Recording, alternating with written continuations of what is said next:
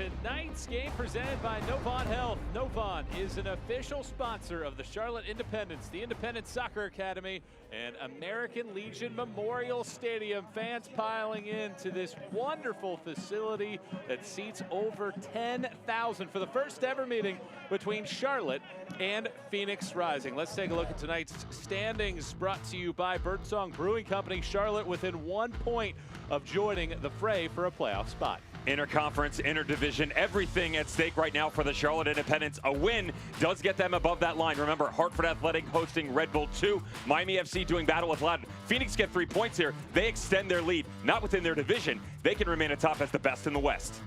Charlotte is starting a new goalkeeper after Brandon Miller had started every match and played every minute so far this season. Austin Pack making his first USL start in almost 2 years. This is a late scratch as well for Charlotte Independence and Mike Jeffries. Brandon Miller, the guy who's second in saves and shutouts within the league, in some quality form. How does that now translate to a team that defensively has been struggling, to be honest? Austin Pack has to start to align with the back three, and now that they don't have their top scorer in Dane Kelly. Dane Kelly pulls up lame at the tail end of the game against Red Bull 2. He bagged himself his 93rd and 94th goal overall, 6th in the USL Championship season of 2021. What do you do now? Is it Irvin Parra? Can it be Valentin Sabella? They're going to need help up top. Kelly has scored 6 of the team's last 10 goals. On the other side for Phoenix, they have no issues putting the ball into the back of the net. They are as good as it gets in this league. All the more important for this back line of Charlotte Independence to stand out, and the goalkeeper Austin Pack to stand up. Santi Mar, David Ego, Asante. Even the rotation out of the middle, we got Aiden Quinn pumping through, and Arturo Rodriguez, who is some type of form. The bullmaster, the tamer, that is the Spaniard on the left wing. Everybody has been at a high level within this season, and it's nothing new. We've seen this before, Michael. 17, 18, 19, 20. This isn't a well-oiled machine. This is Das Machine. This is the best offensive unit in the entire league, and they are ticking at an extremely high rate right now. Watch out.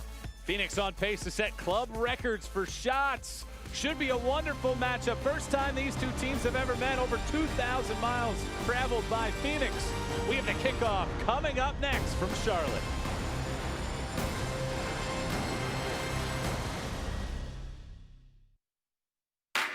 Pain can't wait. That's why Novant Health is making access to orthopedic care easier than ever. Same-day appointments, after-hours care available for urgent needs, and the safest care in the region. Book now. Hey guys, this is Gabby Douglas. If you have an active lifestyle like me, hydration is key. That's why I love the Hydration Watermelon Smoothie from Smoothie King. With more electrolytes than some of the leading sports drinks, it's a cleaner way to hydrate and recover, with no artificial colors, flavors, or preservatives.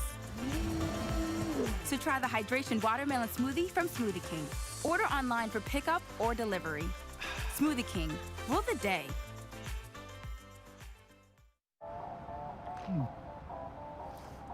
Fun fact, you know Mountain Dew and spicy chicken is the perfect combo? Does it look like I don't know that? Okay.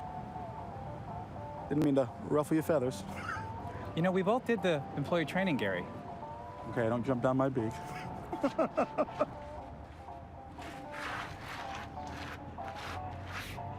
Doing spicy? Do the do. There are currently 2 million American spouses and children whose family member was killed or disabled in defense of our country, which is why I founded the Folds of Honor, providing educational scholarships to the families of 1% of the Americans who protect our freedom. Thank you for supporting the Folds of Honor. Thank you for supporting the Folds of Honor. Please join our squadron today. Your $13 a month speaks volumes and changes lives forever. Pain can't wait. That's why Novant Health is making access to orthopedic care easier than ever. Same-day appointments, after-hours care available for urgent needs, and the safest care in the region. Book now.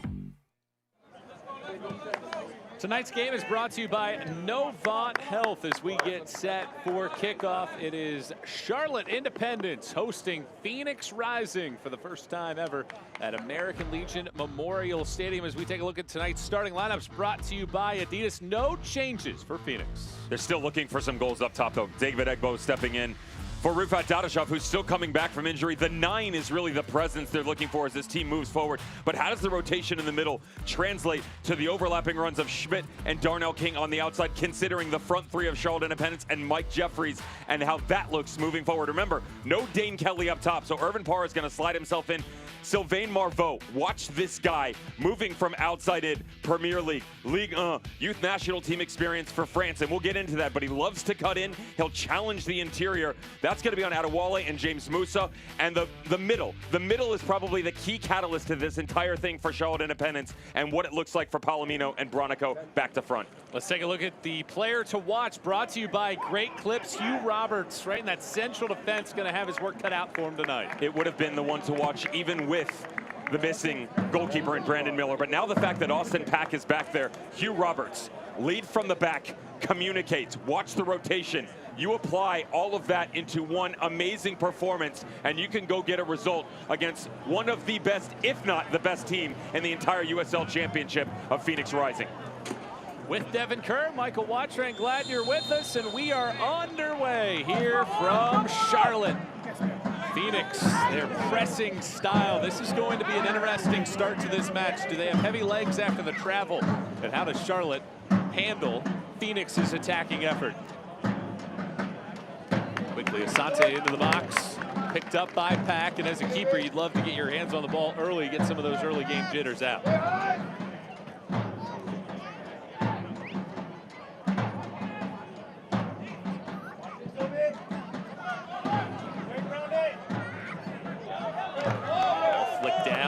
Middle of the box, back to the right-hand side. Sabella thinking, sends it over, and a little too indecisive there in the box.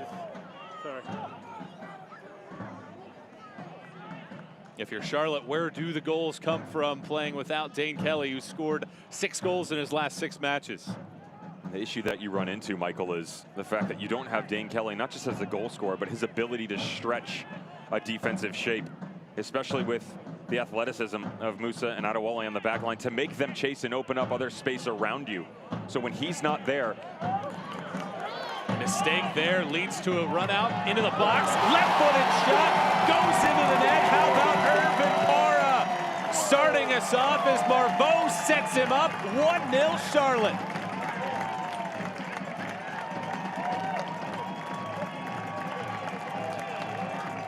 Just leading us down the corridor of what does it look like when they start to attack. It's going to be more tactful. Yes, they can still go in transition, but it's going to be a lot of intercombining play up top on that front 3. And these balls coming out of the back. Now there's the misplay between Musa and Adewale. Miscommunication, great pressure coming back through. You wondered what the press was going to be like for Phoenix Rising. How about the boys in blue? Nice little pressure on the backside, and they go to work. Guess who? Sylvain Marveau sees the trailing run of Parra. He's not going to blow you away with his speed, but he is clinical in and around the top of the 6, and he makes Phoenix pay inside 5 minutes. Marveau getting his first start in the United States, signed 11 days ago after spending much of his 15-year career in France. Great decision to find Parra, who slots home his 4th goal of the year, his first since May 22nd. And just like that, Charlotte, 1-0, the lead. Not a bad start. Well, you couldn't draw it up any better. Well, it is interesting. We were talking to Coach Mike Jeffries the other day, and he said that if they got into a track meet, they'd get killed, but they came out with a great deal of energy, and it leads to the first goal. Phoenix can answer so quickly. Even though they're the best goal-scoring team in the league this year, they only have 5 in 4 road matches this season. Goals have been much tougher to come by when they have left Phoenix.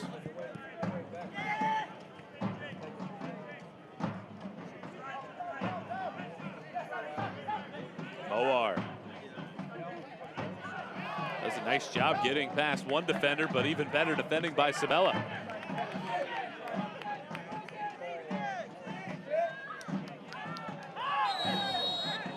And a foul on Parra will set it up for Phoenix.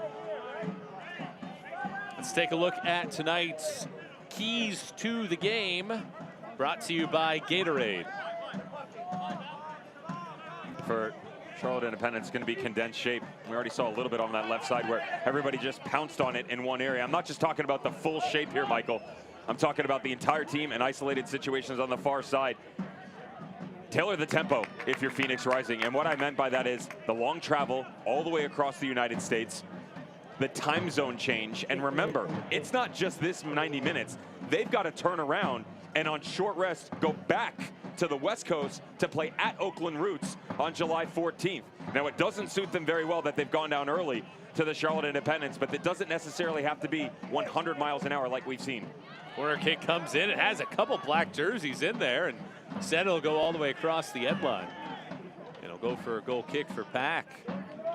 Phoenix will travel nearly 6,000 round-trip miles in the next 5 days between Charlotte and Oakland. And you know that if you're Phoenix, you'd like to get a positive result here. That way the pressure isn't on when you head over to Oakland, and Charlotte has responded by taking the early goal advantage.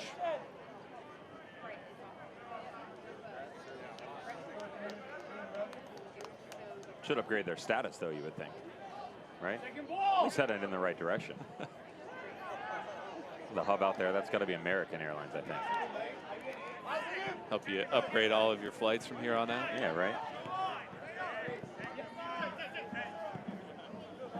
Early shocker from Charlotte, who has lost 3 in a row in 4 of its last 5 matches. Taking the early edge on Phoenix Rising, who entered tied for second in the league in terms of wins and points.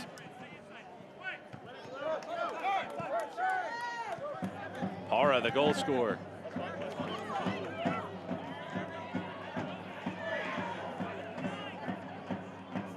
Let's take a look at the injury report tonight, brought to you by Novant Health. Dane Kelly not on the bench for this one. Should have him back shortly. And Zach Lubin for Phoenix Rising out yet again.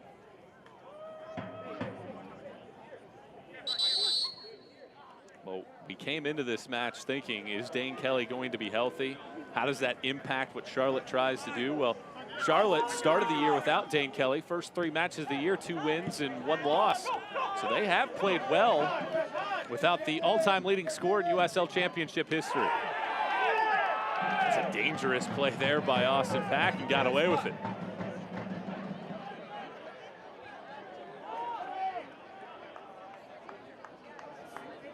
How much does it help Charlotte, the fact that they were able to play without Dane Kelly the first 3 matches of the year, and Irvin Parra is used to being in this situation this season? It's kind of a two-headed argument, Michael, in the sense that they've shown that they can persevere without.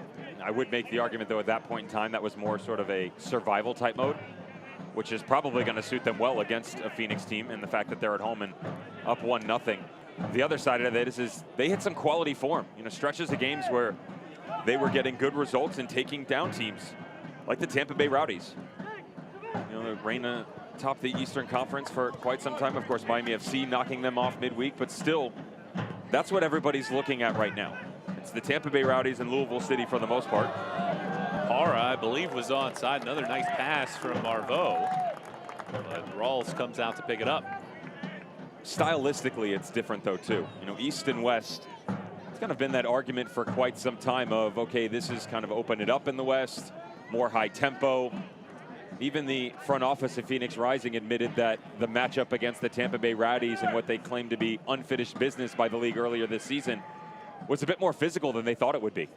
And so how do these 2 games translate together? Just so important to grab that goal 5 minutes in. Settle the nerves, calm yourself. You just want to make sure you don't take too much of a backseat to the performance.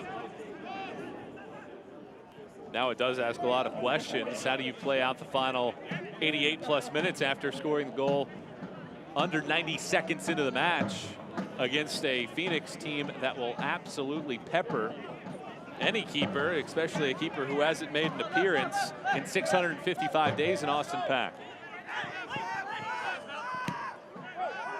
Very slow build up here, but Phoenix working its way down the pitch. King.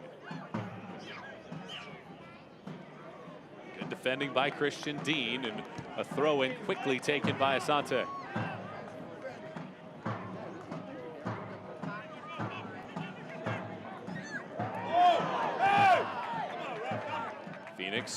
settling down.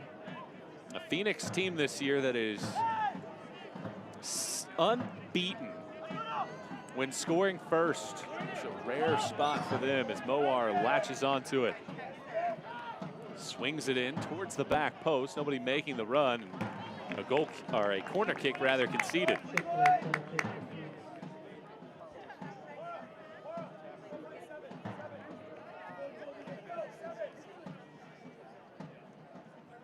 Phoenix has not won a match this season. 0-2-1 when the opponent gets the first goal. 10th minute, Quinn takes the corner towards the back post. Pack actually runs into a teammate and it goes out of play harmlessly. So 2 corners for Phoenix and really nothing to show for it. Nobody has touched the ball off of the corner. There's the character builder as you hit the third of the way through the season mark, Michael, where you said it, haven't been able to get really any results when falling behind, let alone the fact that you do it just a couple of minutes into the game. All the travel. What do the clocks look like in their head mentally right now? We'll say that they did establish a decent rhythm arriving early here, make sure they got the guys acclimated to the environment, proper training sessions, and a little bit more at home, even though they are quite far from Wild Horse Pass. I think that is a big question that Phoenix is going to have to answer at some point this year. How do they handle being on the wrong side of the scoreboard? And they get plenty of time to figure out what kind of team that they're going to be this season in those spots today, being down 1-0. Asante swings it in towards the box, but handled easily. Now Roberts plays it out and concedes a throw.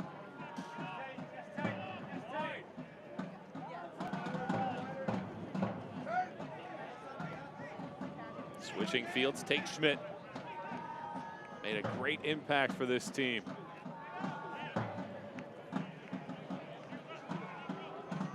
Charlotte doing a good job defending as King pushes it in, looking for Egbo, but once again, Roberts there to step in front. Marvo, it's taken down and a foul whistled. Musa played every single minute so far this season for Phoenix, takes down the Frenchman. We talked about his ability to cut inside. What's impressed so far is the fact that he's willing to stand down in the pocket and take the pressure on the backside. I like the little pinch here from the Charlotte Independents, what they're doing on the right side, where they're basically pulling Dimmick onto the back line, creating 4 to help defensively, as there's a little bit of trouble with Tate Schmidt and Valentin Sabella. And it's the right move. You know, Sabella dropping onto the midfield. They go flat across the middle. The problem is it does create a bit of a mismatch on the right side for Phoenix Rising in transition, with Asante and Darnell King challenging that right flank against Christian Dean. Is Sabella going to be able to get in behind when Tate Schmidt steps, and who slides over? Obviously Musa is the key look, but Lambert covers so much ground in those areas as well. The transitional defending will have to be top-notch for Phoenix Rising. Charlotte sets it up. Palomino, Armand stand over the top of it. Armand, the one that takes it, boomerangs it in, headed up into the air. Rawls picks it up. He steps into the cage, but keeps the ball out.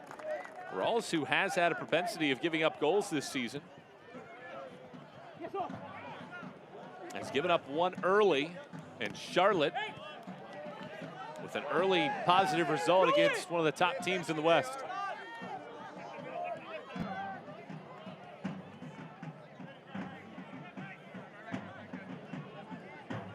Hara awaits. He scored that opening goal. Great left-footed finish in the 2nd minute, less than 90 seconds in. Possession slanted heavily on Charlotte's side, so an opening 15 minutes that has the Independents in control, but a giveaway. Egbo, a whole lot of black jerseys trying to hold it up. Good defending by Reyascos. Take another look at that play by Rawls off of the set piece. They split the wall, and Santi Moar tries to account for the runner. Better safe than sorry for Andre Rawls. 6'2", needed every bit of that wingspan to keep it out. Let's see how Phoenix responds. Just one shot so far for a team that on pace to set club records in fewer games for total shots and shots on target.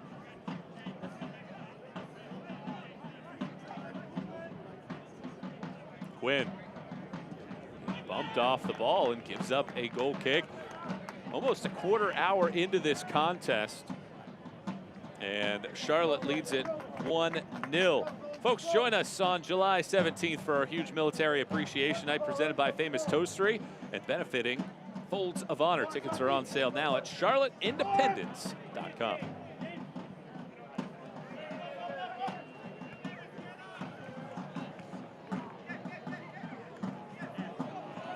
Very nice play there to flop it over the head of a defender by Lambert.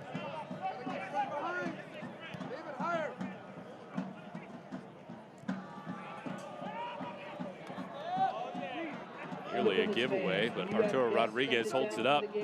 Rodriguez. Santi. Back to Rodriguez, and then dispossessed. Palomino tracking back. This is that pressure that Phoenix likes to employ, and it prompts a giveaway. Asante, high arcing ball.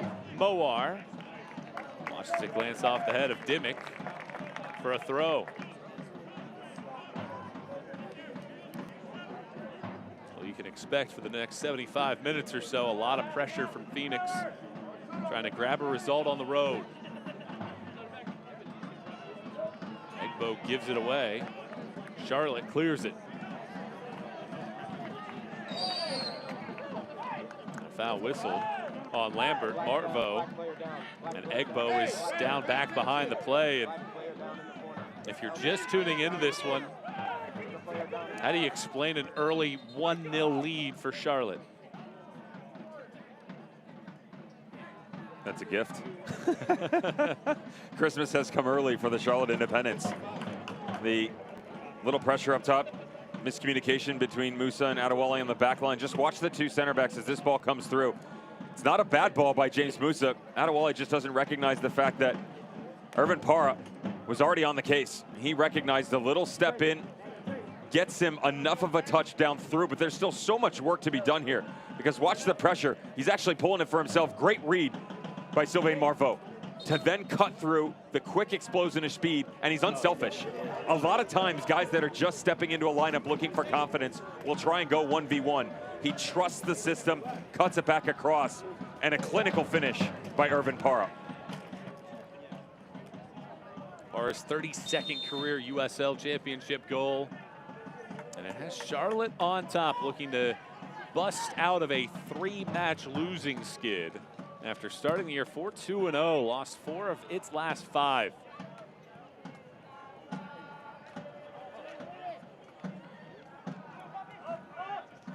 Phoenix looking to build now from the middle of the pitch. Moar sends it to the far right-hand side. King joins the fray. Black jerseys pushing forward.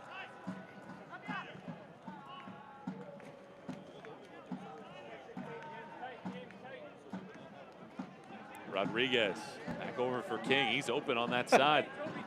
Thought about sending one in. There's 2 defenders on him. Rodriguez mishits it. It comes to Asante though. Asante a shot. Puts it through the middle of the cage. It's still loose. Oh, the Royal Blue jerseys there, able to save the day.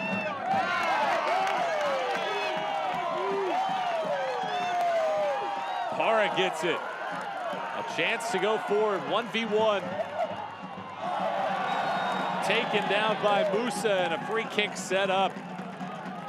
Oh, what nearly turned as a chance for Phoenix turns into a great counter-attacking option and a great bit of defending by the Independents. This is some kind of work ethic. Watch the energy tracking all the way back across and through. Salman Asante tried to pick out the runner on the back post. Santi Moar is there. And the work rate and run put in by Marcelo Palomino. Great step at the beginning, almost gets away from him in the counter-attacking option. If this thing goes to the far side, they're in. Irvin Parra sees it, just can't get it back over. Well worked back, and to be fair for James Musa, you have to get this right, and it's either win the challenge or take him down. You can't let him by, so I don't blame him on the foul. Gonna get another dangerous moment for Charlotte.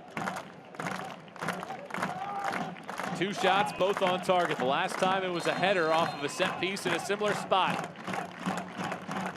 Armin hits it into the middle of the box. A couple bodies crash at it. A left-footed shot from Dean sails wide.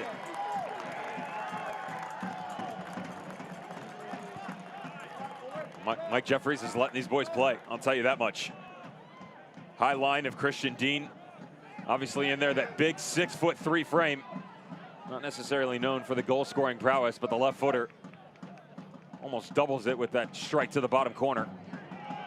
The 8th-year pro hadn't scored since 2015, nearly 2,200 days ago, and had a pretty decent look at it. Santi across the field, Moar. These two always so dangerous, 2 of the top goal scorers in the league. Moar sends it, Quinn, a sliding stop. Egbo hasn't come to his feet, and he sticks it in the net. And we are all squared here in the 21st minute. Egbo gets his 2nd career goal. This is what you expect from Phoenix Rising to stretch this game. Just not necessarily 18 yards out. Smart by Asante, goes all the way to the back stick. And then Santi Moar, watch the vision. Now he understands that he's gonna have support. He's gotta find a way to pick one of them out though. Aiden Quinn, the quick little step in between. That half space right there has what's gotten Phoenix Rising in trouble in the past. Instead, Quinn on his left foot breaks it down. Just a quick little redirect to push it across. Egbo on the doorstep. Those little broken plays on the road are what you need to help get yourself back into a match. Egbo scored 2 weeks ago against Sacramento and gets his 2nd career USL goal. Austin Pack, who had a clean sheet in his last career start almost 2 years ago, will not have the same happen here. And just like that, we're level again. Nearly 20 minutes after Charlotte opened up with a prime goal. Deadlocked at 1 apiece. Marvo sends it along to the far side. Bodies crash the box. Sends in over the head of Sabella.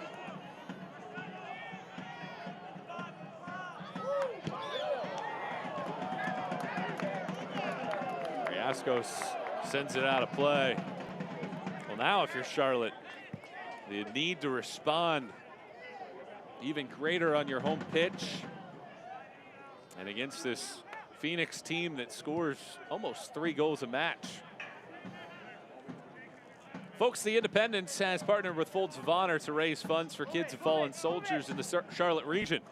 We'd also like to honor your favorite veteran of the armed forces at a game. Go to charlotteindependence.com/veterans and nominate your vet today.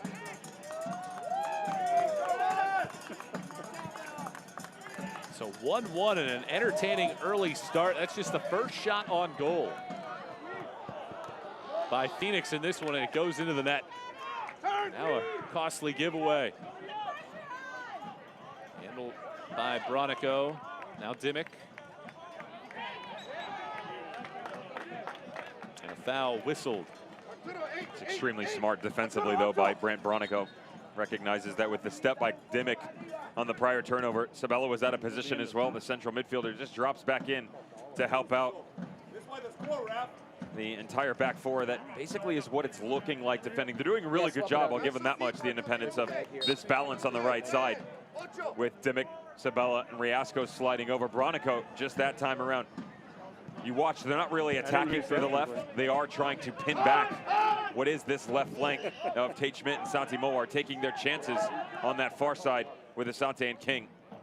What does that balance look like as they approach the 65th, 70th minute mark? Because your legs start to get tired chasing those boys around.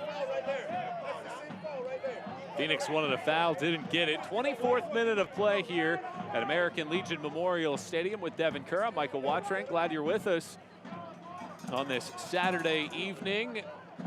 No Dane Kelly, the all-time leading scorer in USL Championship history, is out for this match, but Charlotte was able to get the first goal of the contest 90 seconds in from Para, and And just moments ago in the 21st, David Egbo, his second career professional goal, equalized for Phoenix in the first ever meeting between these two sides.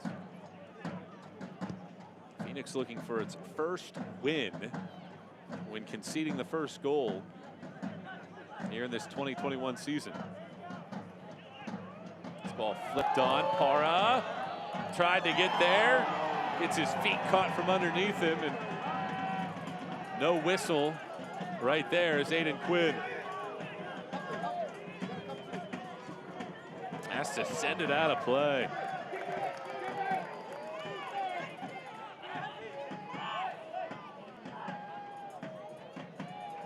Marvo, the intended target. Boar slides through a couple defenders. Phoenix looking to alleviate that pressure, but Charlotte giving Phoenix a taste of its own medicine. Rodriguez well out wide. King will not have the horses to catch up to it. Fans, luxury apartment home living is right around the corner in Matthews at Riley Apartment Homes. Riley's upscale apartment homes come with all the amenities, and it's why many Independence players call Riley home. 1-1 is your score here. Fifth match in 17 days for Charlotte.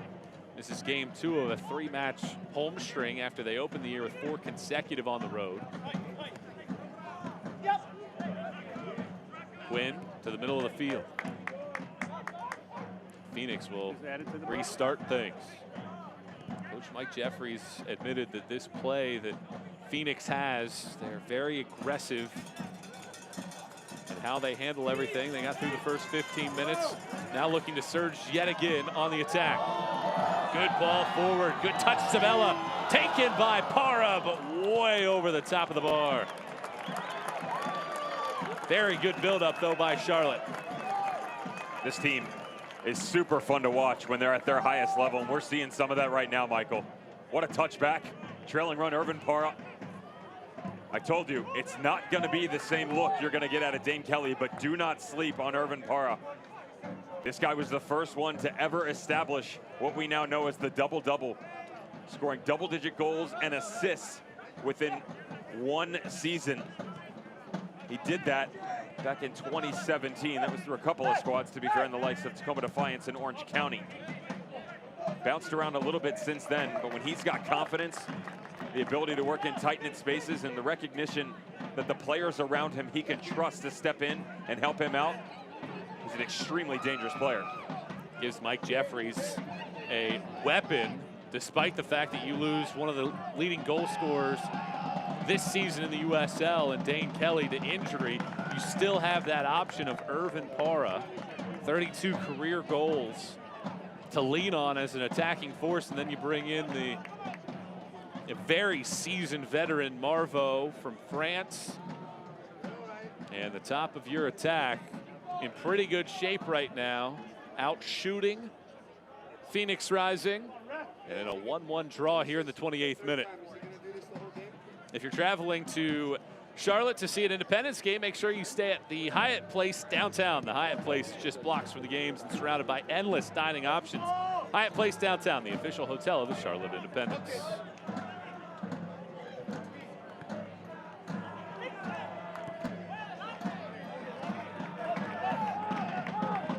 Phoenix has had to answer a lot of questions.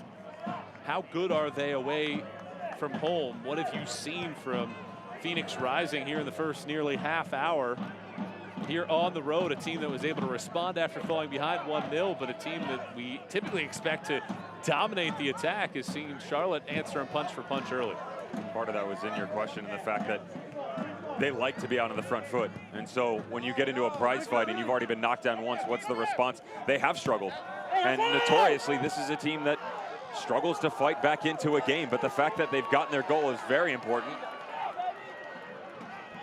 Armin sends it to the left-hand side. Dean, Marvo open, and he just misses a wide open net. What a brilliant pass across the cage, and Marvo just missed. The main thing that you have to think about is the fact that it's only 1-1. Two really good looks in the last 5 minutes for the Charlotte Independents. Once again, Christian Dean putting this thing on a platter. This time around, it is for the second time of Marveau in as many games in his appearances.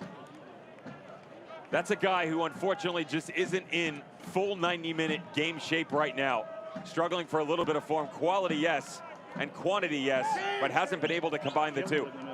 Rising is just struggling with some of the rotation for the Charlotte Independents right now, but they're not struggling overall. To be fair, they've had a couple of chances on their end too. That shakes you.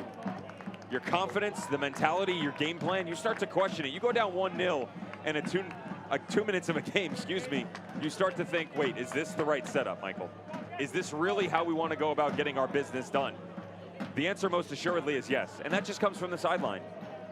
There is a little bit of posturing, we'll say, between the head coaches right now and the referee. Rick Schon's not exactly happy with some of the decisions being made. I can't blame him, but you can't control that.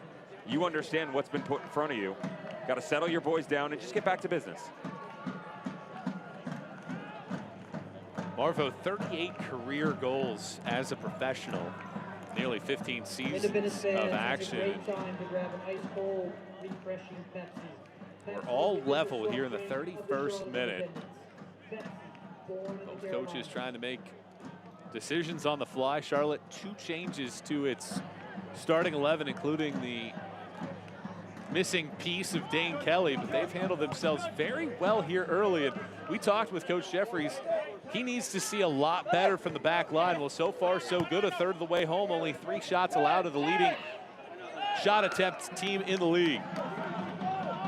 Egbo, outside of the box.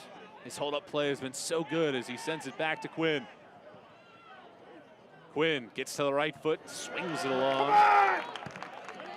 Cleared away, good touch by Marveau, green space in front of him, only 1 black jersey. King tracing back. Marveau loses possession, but perfectly to Parra. Parra swings it, only man over there with a header is Sabella, and it trickles over to the side. Bronico. Armin.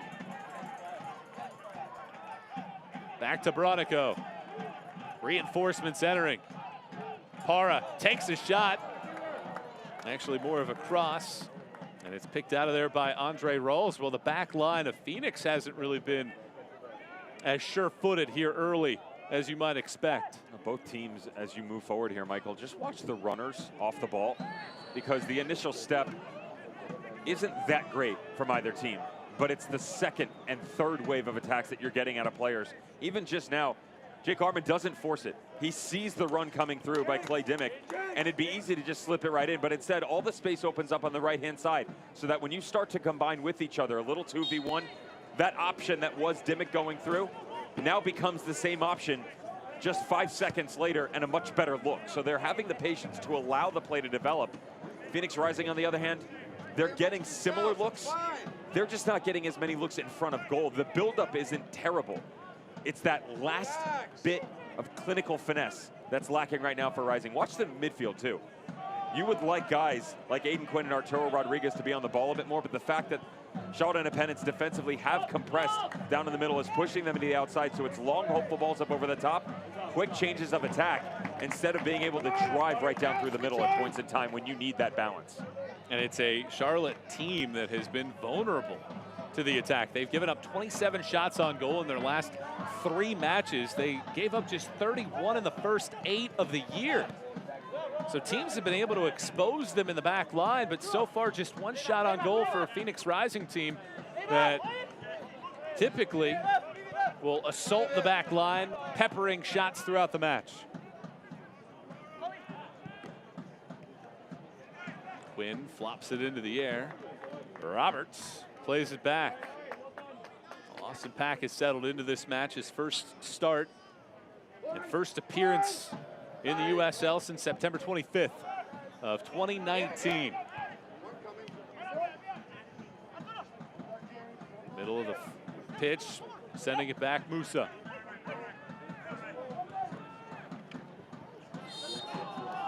And a foul whistled. And Phoenix goes quickly. Going to continue to apply the pressure. First half that is blazing by in a 1-1 draw. Second minute goal from Parr of Charlotte. Egbo responds for Phoenix in the 21st minute. There's a good shout from Rick Chauncey saying you can drop back and use your goalkeeper if you want to step off here if you're Andre Rawls and just add one more to this potent attack. The rotation defensively is actually quite impressive. Valentin Zabella dropping on the right as Dimmick comes deeper, but watch Marveau and Irvin Parra. They're doing a lot of work up top to challenge Alawale and James Musa in their decision-making. Mowar has the ball that takes a couple deflections before Pack pounces on it. It's interesting how the East and West, the matches that we've seen this year and how it's played out. Now the West currently hold the lead at 5-4-2. The East one game behind 4-5-2. But the results, and I'll just give you a couple ideas, have been so interesting to me. The parity is on another level. RGV takes down Miami 4-2, but then they lose to Tulsa 2-1. Figure that out. El Paso Locomotive take down Indy 2-0, but then they draw Sporting Kansas City 2. And then one of my personal favorites, Loudon taking down New Mexico United. I'm not a betting man, but if I was, I wouldn't be comfortable betting on the East versus West. I can't figure it out. So you're saying that by the time we get to the playoffs and the championship match, anything is going to happen. By that point, it's going to be completely unpredictable. Even money, man. Start saving now. 36th minute with Devin Kerr. Michael Watrang, elated that you're with us for this contest. An early Charlotte goal. 90 seconds in. Gave the Independents the 1-0 lead on its home pitch. But David Egbo responding back in the 21st minute for Phoenix. And a Phoenix team that has been playing great over the last few weeks. Aquafina is the official water of the Charlotte Independents. When the game heats up, cool down with Aquafina. And Arturo Rodriguez being told that he needs to cool down.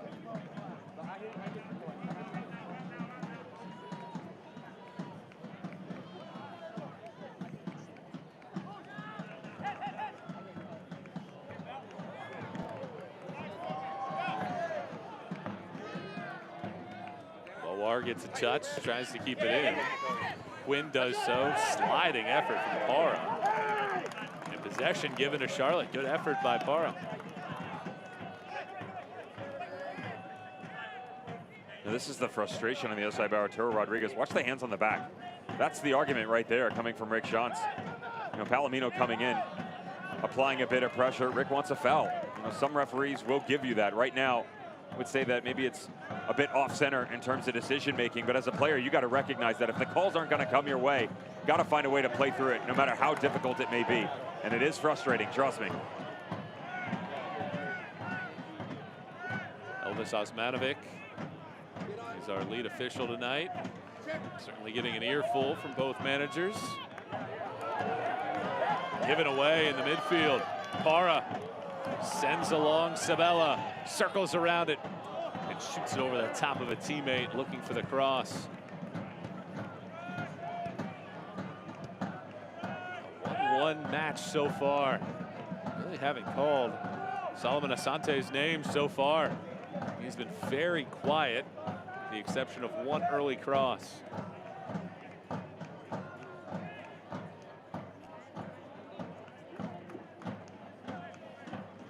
Folks, join us for free pregame tailgate parties, postgame parties, and great savings at our partners by joining Jack's Brigade.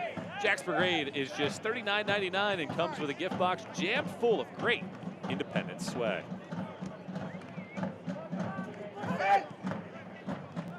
Egbo holds it up, spins around.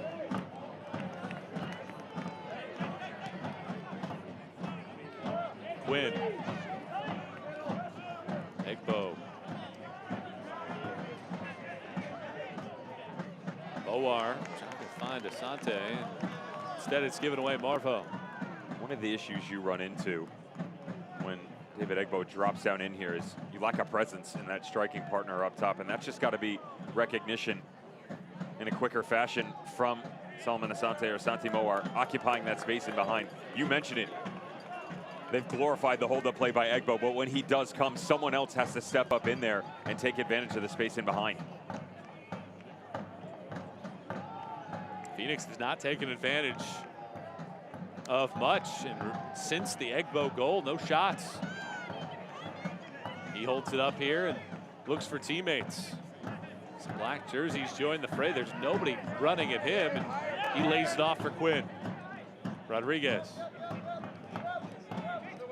Rodriguez once more. Has some space in front of him. Thinks about switching fields, instead plays it for Lambert. The back line for Charlotte. It's played very well, and it's led to breaks like these. Marvo ships it looking for Para, and perhaps a little early as Para wasn't thinking about making that run yet.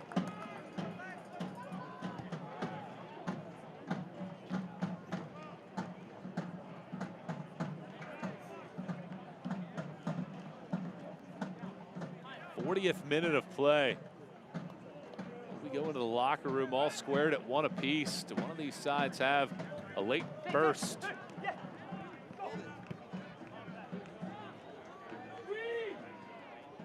Schmidt, Rodriguez, back to Schmidt. Very nice touch back to Rodriguez. Lays it off. Egbo watches it slide over to Schmidt. And now here comes Charlotte back the other way, and a foul whistled yet again on Phoenix, this one on Darnell King. That's the quality you get, though, out of Tate Schmidt as he starts to step up. Remember, All-American in college in Louisville under Ken Lola, who played as a false nine and an out-and-out striker. So when he starts to come inside, that can be the presence we just talked about. Great combination play moving forward. And for Phoenix Rising, to be honest, Michael, conversation at halftime, defensively, they obviously need to shore some things up. But as they're moving forward, it hasn't been that bad. You know, there have definitely been some bright spots. Charlotte Independence just going the other direction or picking this back four apart. Rawls has to come out. A little indecisive maybe, and instead was able to clear it. Now Moar. Asante. Always magical in his runs, but the connections in the final third just haven't been there for a Phoenix team that's the top goal-scoring team in the league.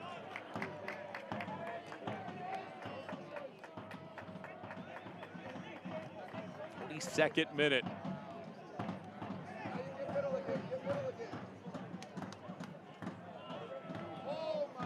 No foul whistled there.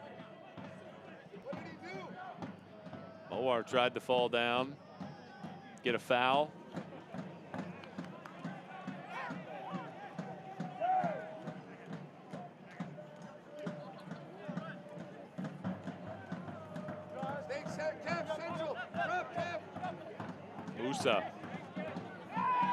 Taken down from the backside, and a foul whistled here on Para.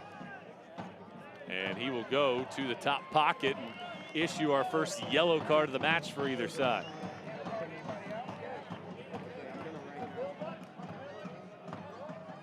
Not surprising based upon the way this comes in. Remember, you don't have to make contact. It can be intent for sure. Saw that precedent set quite a few years ago on the penalty lifted against Wayne Rooney in the Premier League. That yellow card brought to you by Devil's Logic Brewing.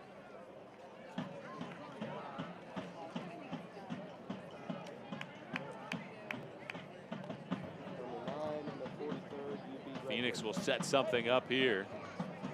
Here in the 43rd minute. And for as well as Charlotte has played this opening half, certainly want to see through the final few moments with, at the very least, a deadlock going into the locker room.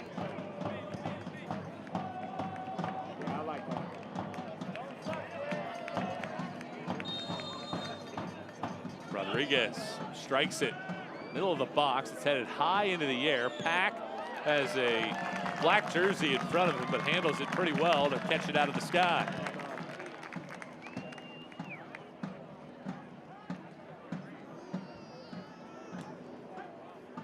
Roberts was the one that headed it into the air. Good play by Pack to handle it. The 27-year-old who played at the University of North Carolina, Charlotte. Doing his best Andre Rawls impersonation. Each keeper having to toe the line and show off the wingspan early. The starting point for Rising as Charlotte Independents are moving so much of the game flow through this right-hand flank. Asante is playing very high, but they're just not targeting him. That makes the work of Christian Dean a little bit easier because defensively he can just sit and basically man mark at this point in time. Look at all the space on the right-hand flank. And you've got Irvin Parr down behind the scenes, but as the referee approaches the center circle, there's a lot of space over there. They're not finding a way to A, transition quick enough, or B, even on the outlet passes. Independents dropping really deep on the right. They're already deep on the left. So if you're Rising, you're getting a lot of possession, but it's just going side to side.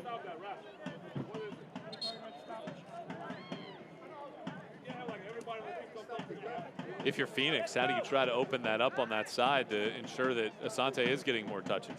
There's a couple of different ways to do it. Number one, it is almost a dare by the Independents. I mentioned to you how the key look is coming right through the middle. Think about when, about the 41st, 42nd minute mark, Tate Schmidt bypasses the initial line of pressure, and then he starts to cut inside. The minute that he does that, now you're forcing the Independents to make a decision. And it comes in a couple of different fashions. Can Brent Bronico drop and go after him, right? Can he go through him? No. If he does step, then you've opened up space on the interior where someone can slide back across. So it's that initial line of pressure where, okay, if I beat this first player, then where can we go next? Because everything from the Independents becomes reactionary. It's a waterfall effect. This person moves, that person moves, and then you provide yourself more options. The other side of that is, it doesn't matter where the passes come from. If you can't simply build well or better than what we've seen, they're going to get themselves into the trouble and unnecessarily turn it over. Good build this time by Charlotte as Armand sends it high. But another ball being played through Marveau. And it leads to a prime chance by the Independents. Exactly what we're talking about. Little turnover in midfield. And that transitional defending is not at the highest level right now if you're Phoenix Rising. Got to be oh so careful, especially because we've seen how good the Independents can be on the break. 2 minutes of stoppage time brought to you by Adidas. Halfway through that here in the first half. Boar has it taken away. Some adjustments needed for Phoenix. Charlotte's playing very, very well. And a chance here opening it up for Parra. Parra steps into the box, tries to swing it through the middle. Ball ricochets along the noggin of Palomino. Dean intercepts, and Rodriguez does a good job of taking it right back. Parra, Schmidt on his backside. Dimmick picks it up. Dimmick tries to win a corner, can't do so, and it's cleared away. Great pressure by Charlotte here at the end of the first half. And after 45 minutes of play, it's a 1-1 tally. Parra's early goal gives Charlotte the early lead. Egbo equalizes in the 21st minute. If you're Charlotte and Mike Jeffries, what do you think of the first 45 minutes of this match against one of the top teams in the entire league? It's a good start, but you're going to need a better finish. Phoenix Rising are going to be happy with the fact that they're lucky to be even. 1-1 at halftime. They're going to think this is the start of a new game. And one of the best quotes you'll ever hear out of Rick Shantz, the whistle blows, watch out, and here it comes. This is going to be up-tempo the entire rest of the way for the visitors. Got to be able to withstand the pressure and condense yourself in the second half if you're the Independents. Entertaining first 45 minutes. Parra's goal has Charlotte equal with Phoenix. Back with it at halftime. Coming up next.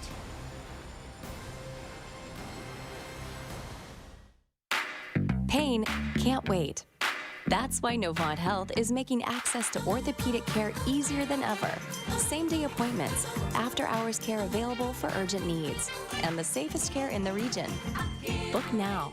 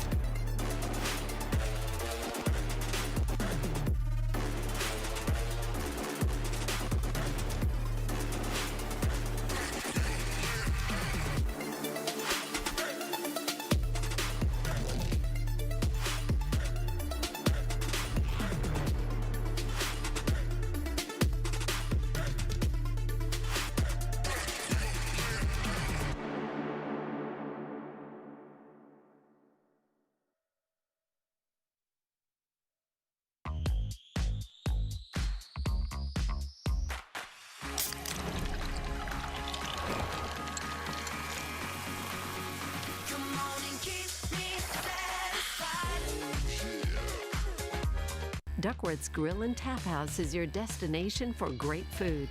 Duckworth's is open for dine-in, carry-out, or delivery. Make sure you complete your order with an ice-cold Pepsi. Duckworth's is locally owned and operated. Pepsi, that's what I like. Pain can't wait.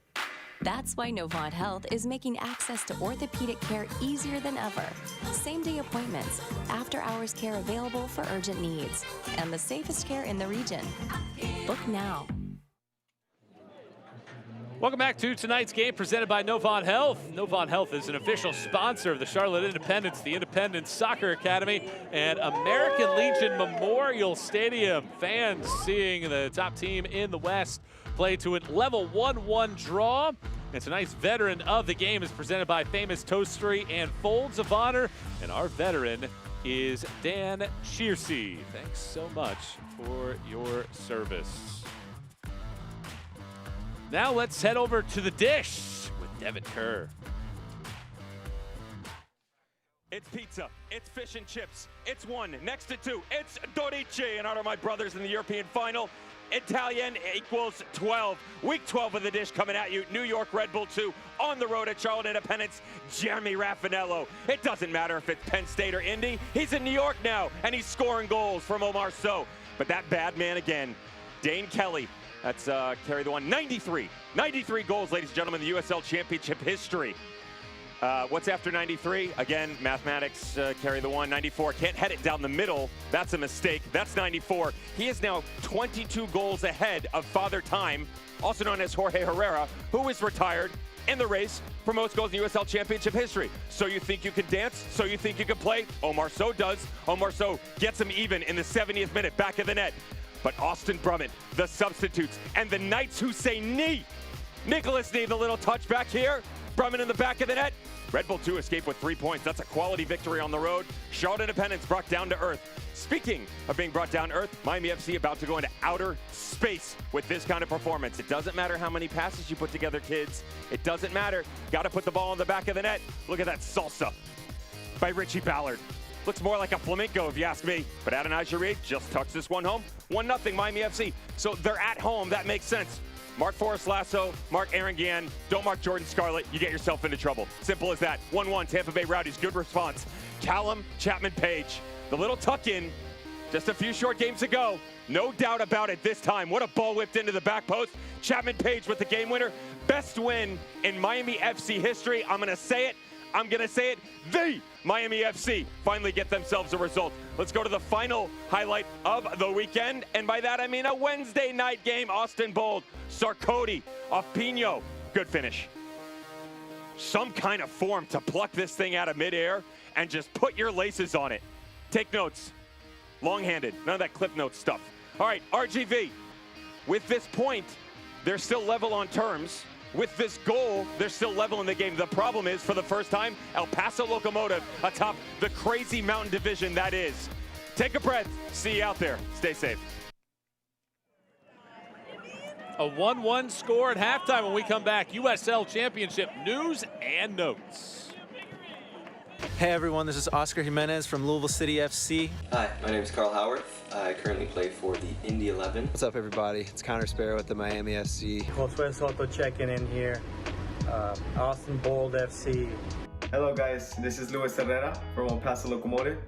Just wanted to share with you guys my favorite soccer moment, and that will be the day I made my professional debut for El Paso, which is my hometown.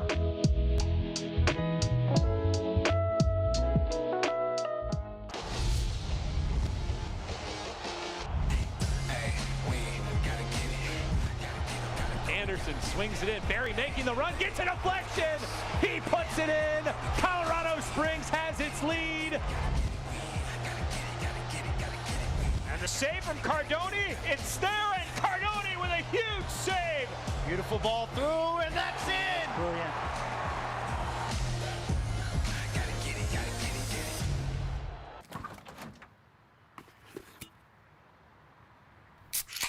Well, folks, it's only 8 a.m. and it's going to be another hot one. Today's high is 85 degrees with lows ranging in the upper 50s. Tomorrow's more of the same, plus some light wind coming in from the northeast.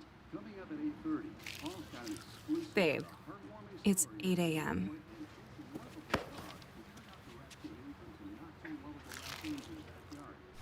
next as well. Fried chicken, better with Pepsi.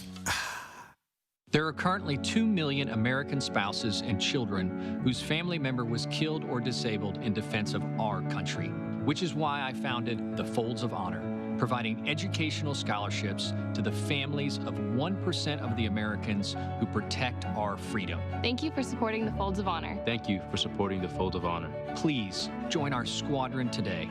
Your $13 a month speaks volumes and changes lives forever. Hey guys, this is Gabby Douglas. If you have an active lifestyle like me, hydration is key. That's why I love the Hydration Watermelon Smoothie from Smoothie King. With more electrolytes than some of the leading sports drinks, it's a cleaner way to hydrate and recover, with no artificial colors, flavors, or preservatives. So try the Hydration Watermelon Smoothie from Smoothie King. Order online for pickup or delivery. Smoothie King, rule the day. Back to Charlotte with Devin Kerr. Michael Watring has a 1-1 tally. Sees the score here between Charlotte and Phoenix, rising around the rest of the USL Championship. How about the Gold Cup? 17 players from 14 different teams are in the field of the 2021 CONCACAF Gold Cup. Not too shabby. It's not just domestic, now it's the international stage for the USL Championship. We've seen those numbers continue to add to themselves over the years. Maris and his brace against New Mexico. Good recovery by New Mexico United, by the way, in their victory over Colorado Springs Switchbacks. And oh, by the way, there they are. See you next Saturday, 2 o'clock Eastern. It won't be with Mike Watts. Spoiler alert, somebody different. That's a tease, what we call it in the business, as we take a look at the standings here. Charlotte 5th in the league. They have 15 points, but they are right in that mix of getting right into the top 4.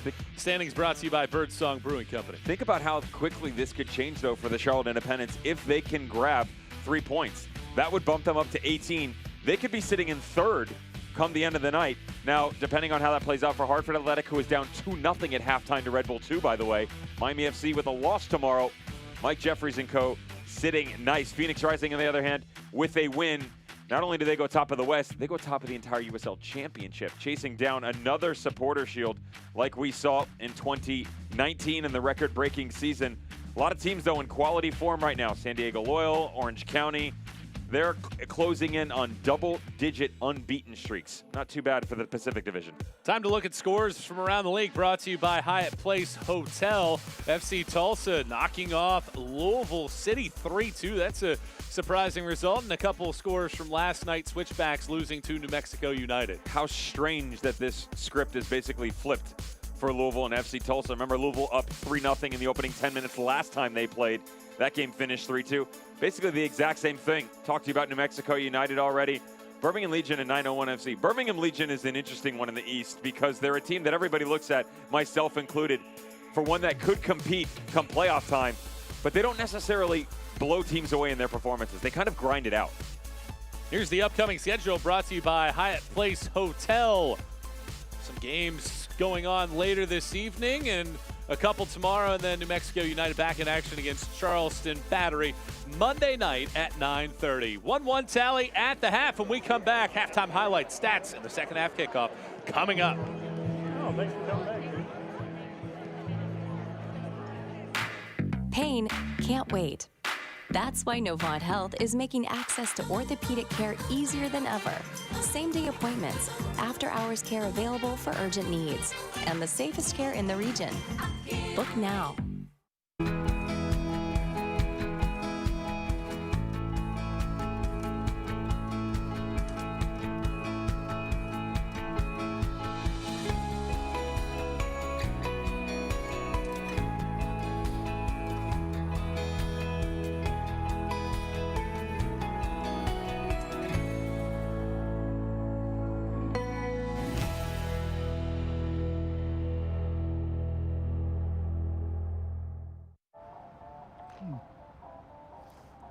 Fun fact, you know Mountain Dew and spicy chicken is the perfect combo?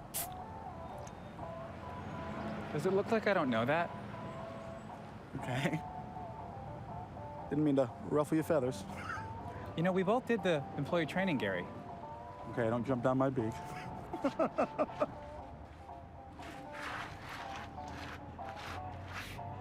Doing spicy? Do the do.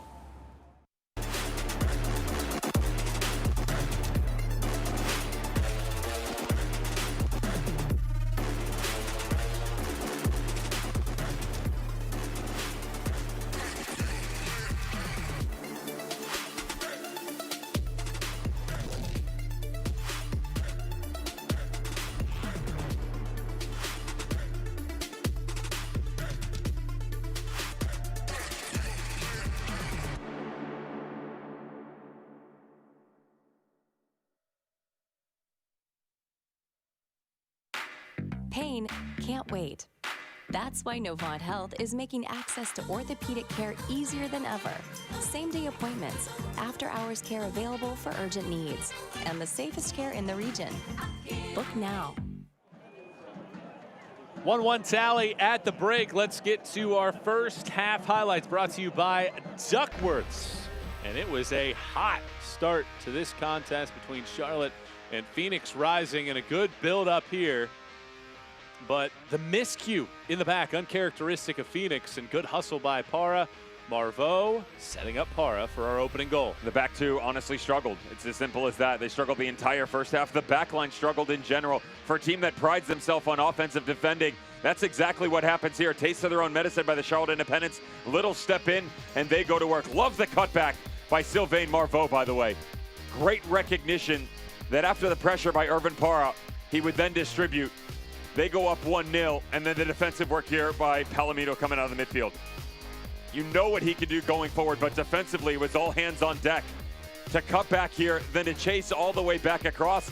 Gets away with a couple of touches that get away from him, to be fair, but well worked by the Charlotte Independents coming out of the back, and then this is one of the ones where they do get themselves into the trouble. Watch the space right around the front of the top of the six, and as it just stretches across there, this is where they've really struggled recently. The back three that has turned into four with Dimmick, and even with the little touches, David Egbo puts it in the back, and then his second in a Phoenix Rising uniform. Let's turn up the tempo here. Marveau, nope. That's what happens, and I mentioned this in the first half, Michael. When a player hasn't been on the field, hasn't seen the regular repetitions, those little tiny moments in and around goal start to escape you. Great on the assist, but on the build-up in general, in the one-on-one, couldn't finish in the Jake Arman from distance. Quick little strike on the near post, tried to catch Andre Rawls cheating. Rawls had it covered, to be fair, but that upper corner was ripe for the picking. Let's take a look at tonight's first half stats brought to you by Famous Toastery. How about the top offensive team that we have in this league being limited to just 3 shots by a Charlotte team that had been a little exposed over the last few games in its back line, despite the fact possession favoring Phoenix heavily. Overall, good first 45 minutes by Charlotte. Come on, you Jack. So getting ready to start this second half of play from American Legion Memorial Stadium on this synthetic turf. What do you expect to see out of these two sides here in the second half? High tempo from Phoenix Rising for sure. No changes for them at halftime. That's just a stern talking to of where they need to be better. It's got to be better decision making. When the opportunities present themselves, you got to finish. And that back line has to start to find more confidence in itself as they start to build.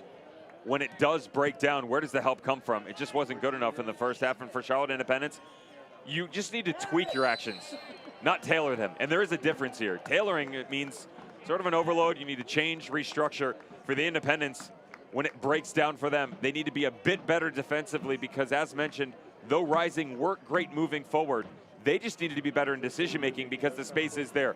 Charlotte Independents start to condense themselves, remove the space that Phoenix can step into.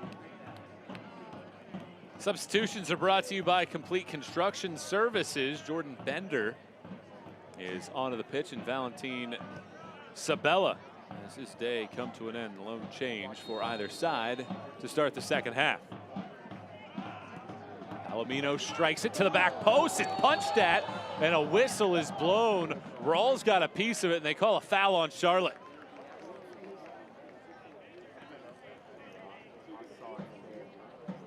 He does get back there, which is the good news. The bad part of it is the way that he comes off of it, or lack thereof. There's got to be more aggression here out of Rawls, and it looks like he just loses it. as it gets whipped back across. His judgment a little bit off. Very dicey defending. Riascos, I think, was thinking that Pack was going to come off of his line. And fortunate for Charlotte that they were able to get it out. Egbo. Numerous blue jerseys in that corner. And it ends up going out for a corner kick. Third one of the day for Phoenix. That'll allow Asante to set things up.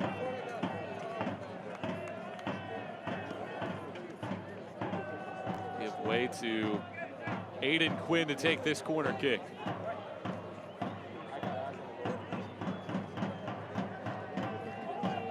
Into the box and nodded straight to the ground. Nearly bounces right back towards the box.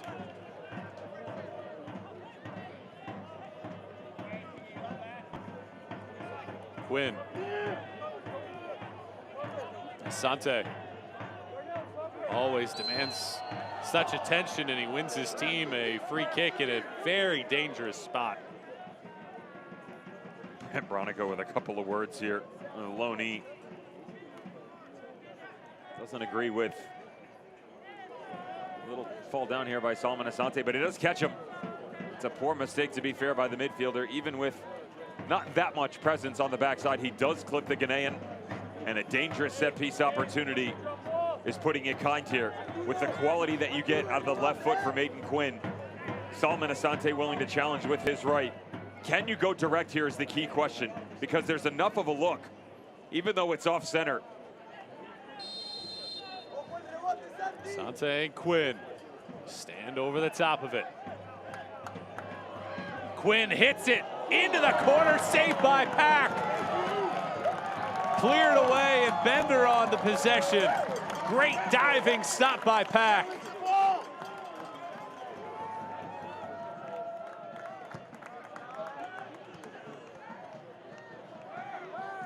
Well, first appearance in 655 days for Pack, and he comes up with a big-time save off the set piece.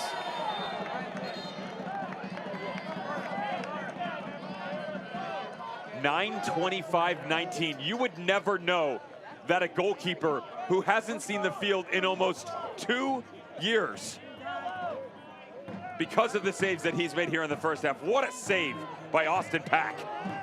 All the way back across the left-hand side. I said coming in, you had to be so weary of the left foot of Aiden Quinn. It's a quality free kick by Quinn, but an even better save by Austin Pack. The 27-year-old who has just 8 appearances in the last 4 years comes up big and keeps it level at 1 apiece.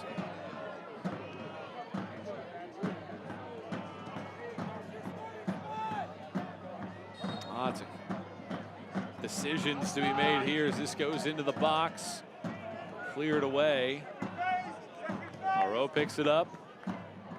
Chips it in. His pass has been on point in this one. Para tries to go with a bicycle kick. Couldn't put it on frame, but gives the fans something to get excited about.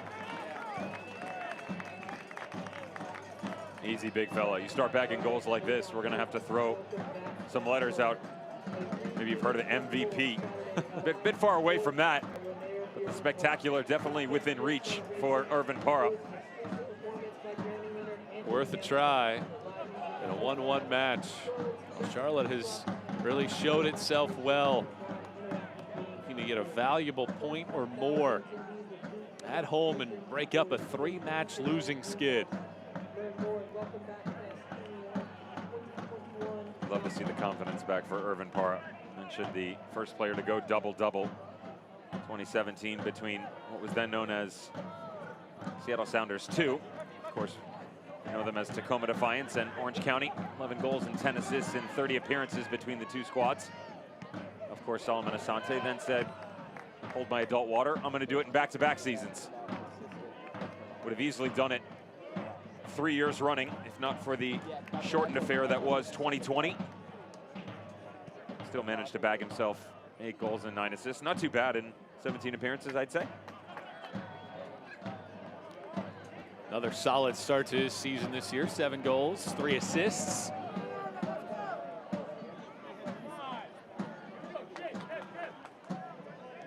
One tally so far. Early fireworks from Charlotte was answered to by Phoenix in the 21st minute.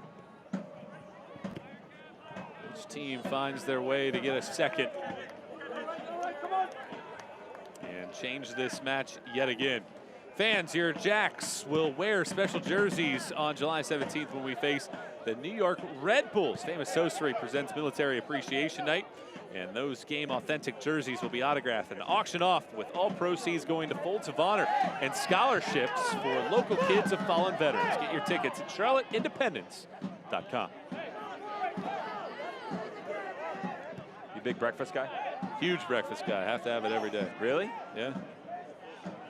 Okay, we're going to get into this. Yeah, all right, we're going to break this down. Nodded into the box. Roberts clears it towards the middle of the field. Lambert thinking he wants to take a shot on. Pack does a good job of skidding across the carpet to keep it out.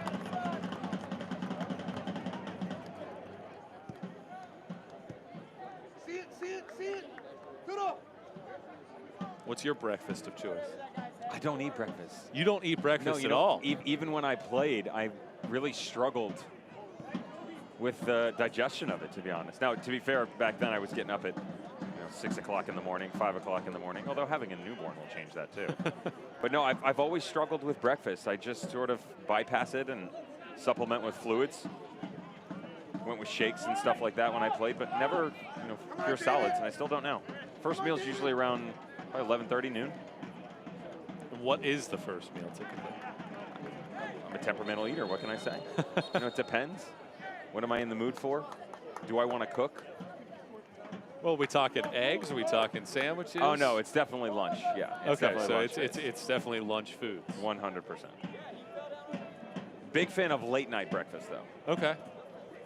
So you invert your day. Exactly. Yeah. Hash browns and eggs, and at the tail end of a long day, I'm there for, and that's maybe what David Egbo needs to get going right now. This is not the look for Rick Johnson, Phoenix Rising. You already lost Rufat Dadashov a couple games back, and even though he wasn't in quality form, and maybe you needed to make a change, that doesn't mean you want to literally add insult to injury on their striker. Just trying to reinsure himself here 10 minutes into the second half. Just a look down at what would be available. Dadashov is in the 18, so is Prince Sadie. Egbo is up. Gatorade is scientifically researched and game tested for athletes like your Jacks. When you need hydration, choose the official isotonic sports drink of the Charlotte Independence. That's Gatorade. It seems like perhaps David Egbo could use some Gatorade.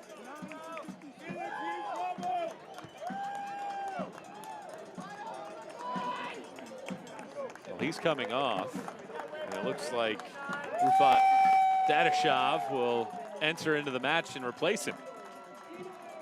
So Egbo begs his second professional goal in the 21st minute, and now gives way to Dadashov, who has scored twice this year. He's been operating well on that top line. In the hold-up play, and Rick just asking him, you feel a little tweak. Just shut him down here. Make sure that take care of one of your newly acquired prized possessions.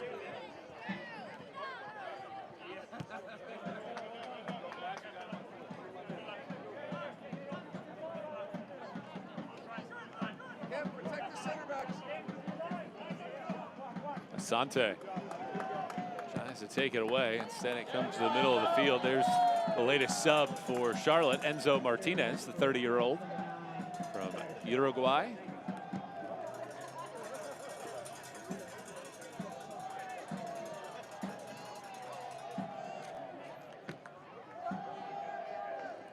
'57th minute of play. Marveau is done. Showed himself well in his first start. Love the fact that Enzo Martinez is finally back in blue, though, for Mike Jeffries' first appearance since May 30th in that 2-1 loss against Miami FC. Taking a long time to get him back. Almost 2 months for the man who is basically taking over the talisman title with the departure of Jorge Herrera. Father Time finally retiring. Not bad to have the leading scorer in the USL Championship, as well as the second leading scorer, even though he's retired. Martinez taken down by Lambert. Just watch the operation of Enzo. Sylvain Marveau would tuck inside alongside Irvin Parra and try more combination play. You'll see Enzo Martinez float a lot more, just underneath Parra up top in the 9, but I would expect Jordan Bender to play a much higher role on that right flank. Sabella was dropping deep, so was Dimmick to round out that back four and really flatten the lines. But with the addition of Bender and Martinez into this, that's a three-prong attack that can spring quickly going forward. Well, if you enter tonight's match thinking without Dane Kelly, Charlotte would have to play a more conservative match, and Phoenix would have their fair share of shots. That hasn't been the case. Charlotte out shooting Phoenix 7-5 overall on the day, and we're all level at 1 apiece. Lucky night, Gabe. And the road woes, or at least the road question marks for Phoenix, continues. A team that is 5-0-1 on their home pitch, just 2-2 away from home.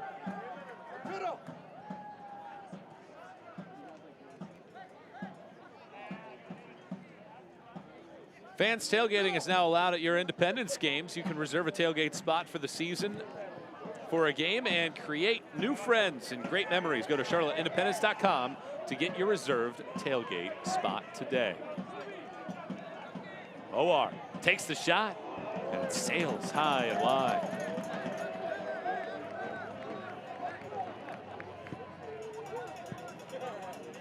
This is a Phoenix side that gets a boatload of chances typically, and Moar got into the box. Defending is slightly off of him.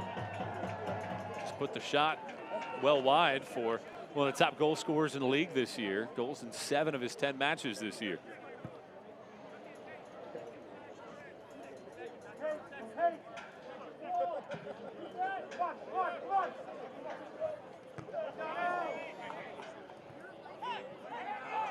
Rodriguez. Quinn.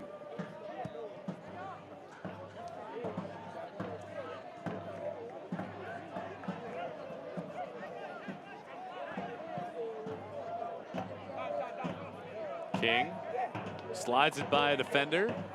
Nearly fell over, and it's step 2 by Armin. Pack sends it out of play, so a miscue there. Phoenix will try to build up some pressure. Talked about in the first half that Phoenix was challenging more on the left side. They have been more prone to attack down the right side, but still hasn't equated to much. -1 free kick that required a solid save from Pack.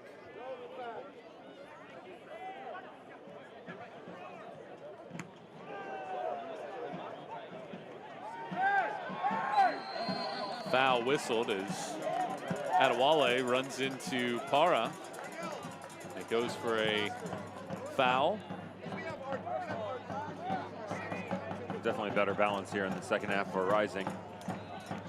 Still with the understanding that Charlotte Independents are almost always going to tip their hand to the right flank. Dimmick and Jordan Bender. And there's that little step in that we talked about that's going to happen a lot for Enzo Martinez as Darnell King has worked himself into the book.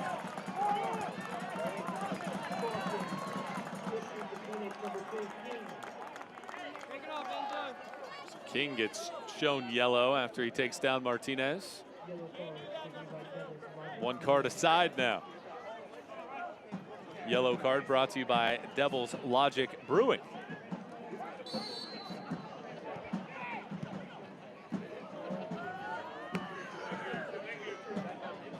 Armin was well across the field. Dimmick, Bender. Bender, it's out wide. Now crossed in, not a whole lot of blue jerseys in that exact location, but cleared away by Phoenix.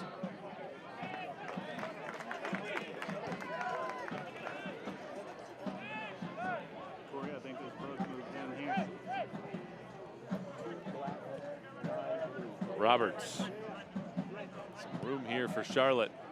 Martinez trying to play it along. Instead it comes out. Still plenty of time left in this one, but is a 1-1 draw for a Charlotte team that's lost 3 straight in 4 of its last 5. A good result on the home field for the Independents.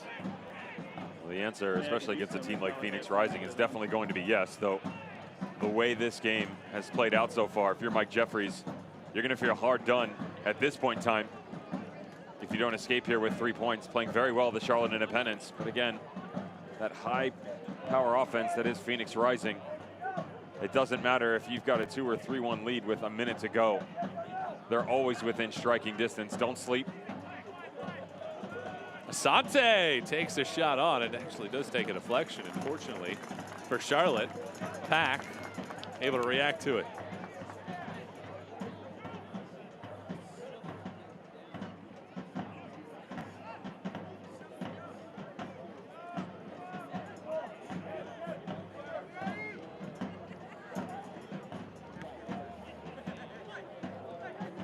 Lambert. Quinn.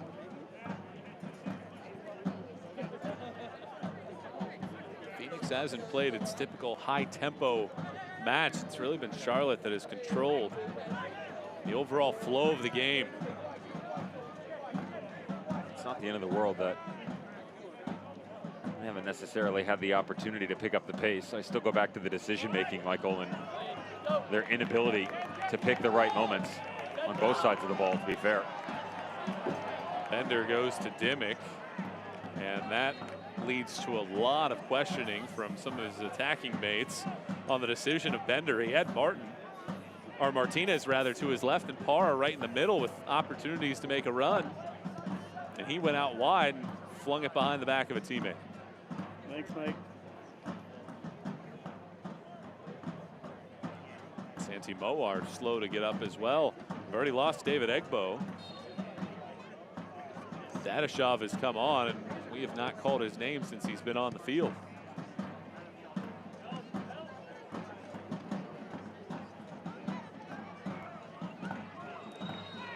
Foul whistled. Phoenix will reset. The fact that you've been on the pitch for a better portion of 8 minutes right now and still haven't touched the ball, literally not a single touch, doesn't bode well for their number 9 up top. Got to find a way to establish some sort of rhythm moving forward right now. And it is interesting to think about the fact that the criticality of some of the words that we're using in the build for Phoenix Rising, it's still 1-1. You know, it doesn't matter for the Independents how many chances you give yourself or how well composed you are defensively. This is still a point right now for either squad. There is Dadashov. Sante in the middle of the field. He's got a bunch of real estate, thinking about a shot. Instead, gives it over to King.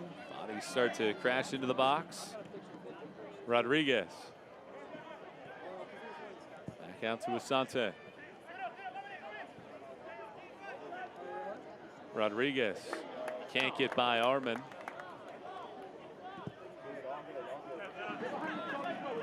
Lambert.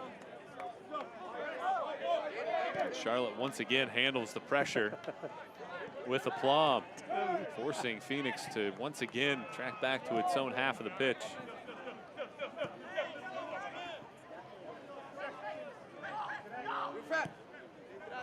King all the way back. Phoenix has just peppered teams this year in terms of shots. 20 per match typically. And they're at just 7, and we're more than 2/3 of the way home. In the last 3 matches, Charlotte has given up at least 6 shots on target in every single one of those. But tonight, they've only allowed just 3 shots on target. Martinez putting in the hard labor. And a throw-in coming for Charlotte. It's not even close, by the way, in that realm. Statistically, 200 for Phoenix Rising. Next closest teams, 30+ behind. Louisville sitting at 164. They, of course, lost tonight, too.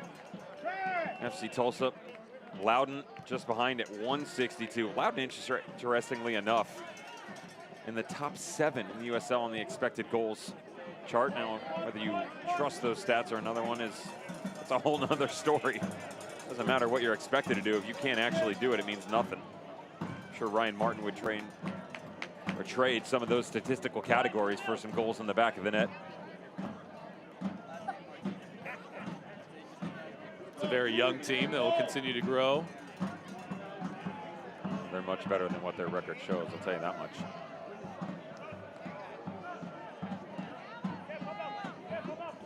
It's one apiece here, 68th minute.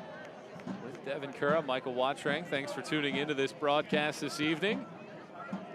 Phoenix entered this 22 points in hand, 4 points clear in the Pacific Division. And with Charlotte playing without Dane Kelly, Independence scored in the 2nd minute. Conceded in the 21st, but have showed well for all intents and purposes.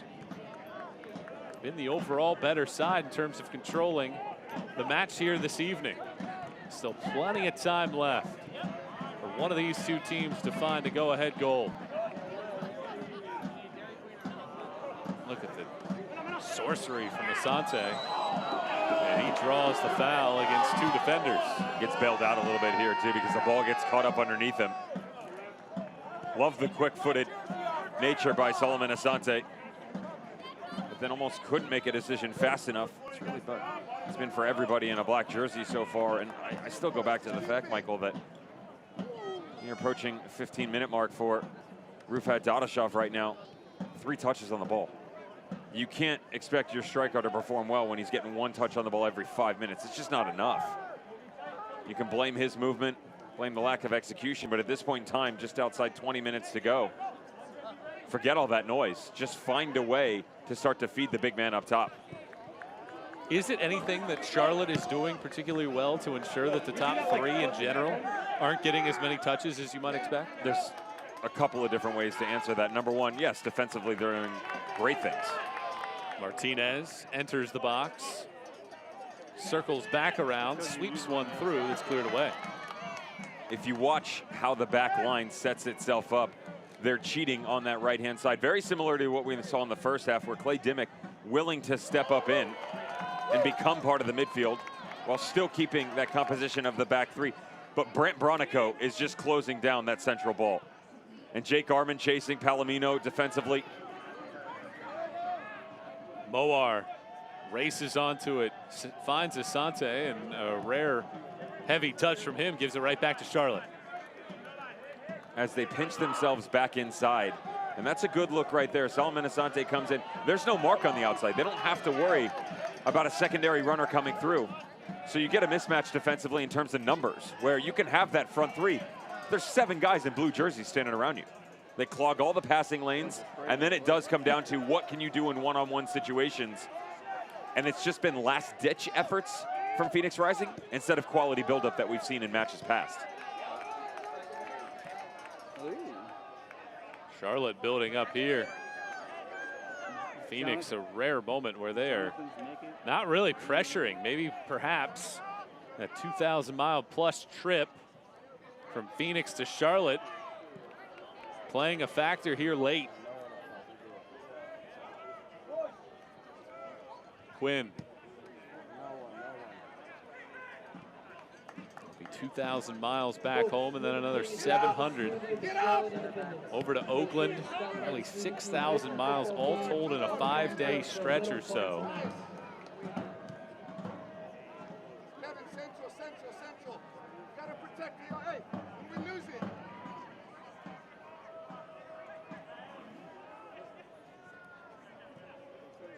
Haven't heard a lot from Tate Schmidt in the second half as he touches it forward for Arturo Rodriguez.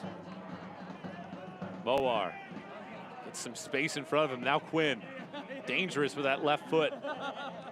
King thought about it for a second, instead touches it. Dadashov gets shut by the elevator doors of the two central backs.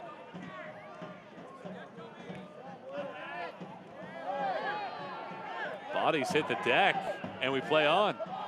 Sante sweeping through, gets to his right-hand side, and wins his team another corner kick.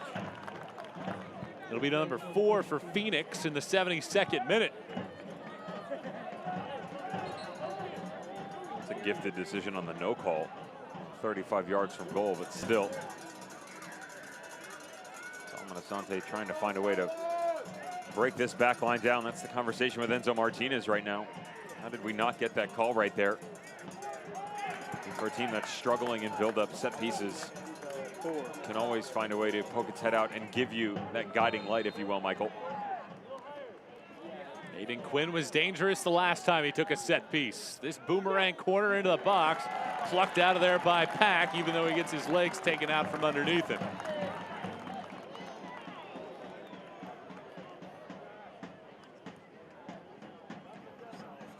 It was Musa that swept underneath him, and Pack, who had waited nearly 2 years to get back in net. Hit the ground right on that knee. Didn't get a chance to get the foot down to brace for impact. It's more the way he falls as compared to the contact that is James Musa, because it's not that.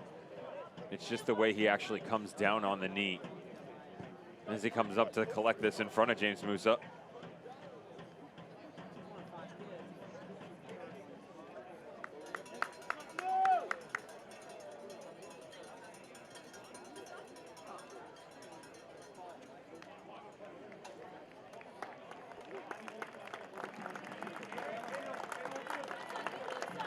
Pack back up, and it does give both sides a chance to get some refreshers for either side to strike with the second goal here in the final 20 minutes or so, adding some stoppage time in there.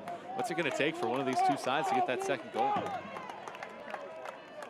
If you notice, offensively, Charlotte Independents are starting to fade from this game. They're getting to the point of no return where the onslaught of opportunities coming forward from Phoenix Rising are going to continue. So you have to take a guess as to what you want to do here. Is it going to be the decision of, let's go after the game, let's try and get that go-ahead goal because they had plenty of chances in the opening 45 minutes, or are you happy with a point? For a team that's struggling in form, a point in basically your brand new stadium against Phoenix Rising, one of the teams that everybody looks at as the best in the entire USL Championship, doesn't look so bad right now, does it? Then again, the quality we've seen out of the home squad, you don't want to say that they deserve 3 points, but they definitely give themselves the opportunity to. Opportunities mean nothing, though. You need closure. Rodriguez charging forward and plays it all the way across the pitch to Moar. He slips down, otherwise had a chance to find Quinn. Still on the ball. Sweeping through the middle, and really nobody in particular. The available option there as it goes out of play, and once again, miscues from Phoenix in the attacking third. Folks, join us July 31st as the Jacks take on the Tampa Bay Rowdies. There will be a pregame coaches match featuring our academy coaches. The match and night are presented by AccuVision LASIK Center. Gates open at 6 p.m. Tickets are on sale right now at charlotteindependence.com.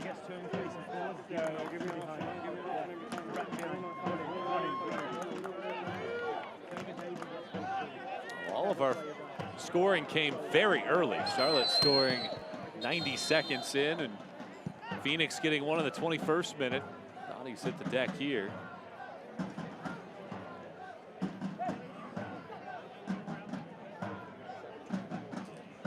It's like heads collided. They jumped over here real quick after this midfield collision. That's going to leave a mark. That's Lambert. Going to make a play on it. Dean got hit on the Charlotte side. Both requiring attention.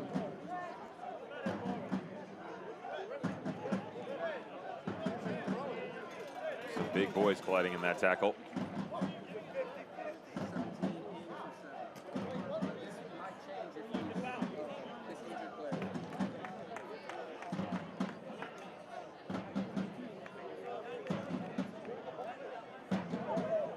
And yes, the results are everywhere. Congratulations here to the Charlotte Independence Youth Boys. You know, with the restructuring of the youth platform, it went from the DA, ECNL was always there, now you have MLS Next. Of course, USL Championship has their Academy League. Still some quality within it, and the fact that just coming off that one tournament, ECNL is still a highly rated league, and guys that through this academy within this area for years have pumped out loads of talent. I can remember Charlotte soccer back when I was playing. All those guys occupying national team spots, representing our country within the youth national ranks. Still rings true to this day. Nice to see the success for the Independents, not just at the senior level, but funneling through the academy ranks. Taking down San Diego Surf. And a pair of brothers connecting on the decisive goal. Logan Gilly picking out his brother Chase for the goal in the first half, leading them to a championship. It's one of the top 4 most successful programs ever. Any guesses on the other 3 at the youth level? Surf is one of them. I don't want to say it's not easy, but they're storied programs for sure. What do you got? Who are they? FC Delco, San Diego Surf, Colorado Rush, and the big bad wolf that is the Dallas Texans. Also the first 4 programs nationwide to ever receive a corporate sponsorship from an apparel company, both Nike and Adidas. There's your little fun stat for the day. That's a nugget that I'm definitely taking with me. Where else are you going to get that? Well, both teams are going to use some changes here.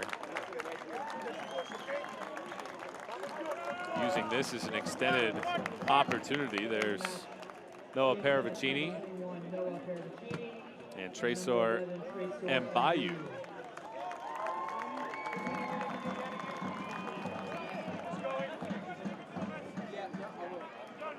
Using opportunities to make some adjustments.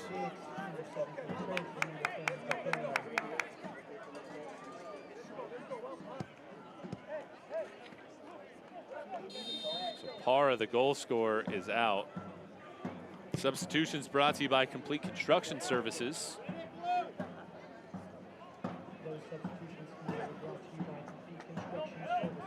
80th minute in a 1-1 contest. So Morar off the pitch. Egbo off the pitch, and 2/3 of that top attacking monster is out. I didn't hear anything for a minute. Vaquero, his first touch.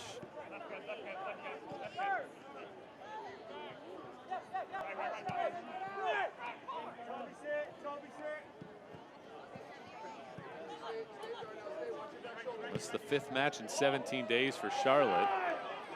Racing after it here is Mbuyu. He plays it in, and nearly a perfect deflection in by Paravicini.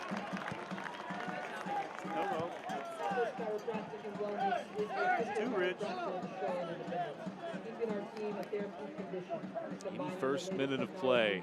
A 1-1 tally. Definitely getting in the parking lot now. One of these teams have a winner in them.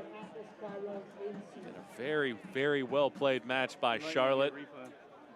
Phoenix making the very long trek for the first time ever taking on the Independents. Chances have been few and far between for a team that averages nearly 20 shot attempts per match, just 7 so far. And it has been a long time since they last took a shot. Really only 1 second half chance for either side, and that came on a free kick from Aiden Quinn that forced a wonderful save by Austin Pack.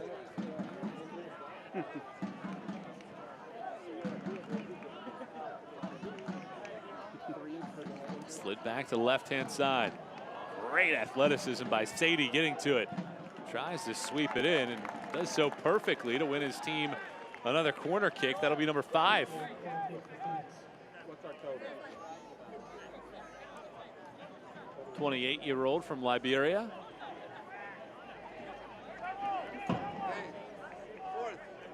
Phoenix has not been all that dangerous on their corner kick attempts. Caro set to take this one.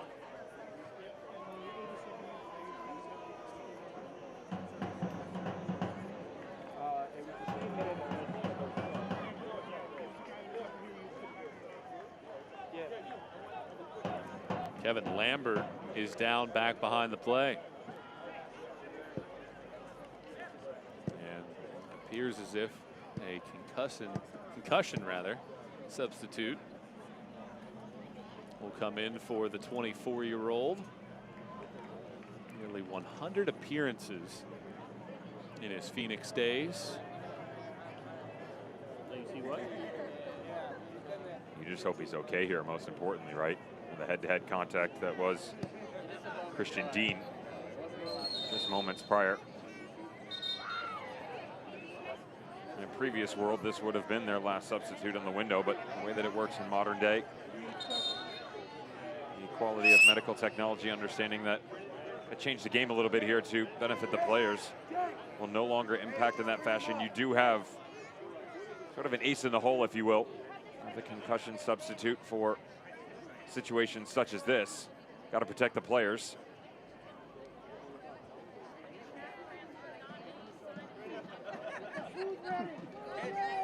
Lambert went a few minutes after that collision with Dean. It's aided to his feet and helped over towards the sideline.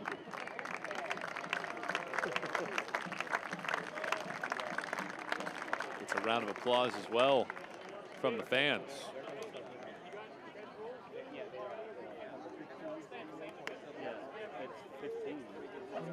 It'll be Joe Farrell.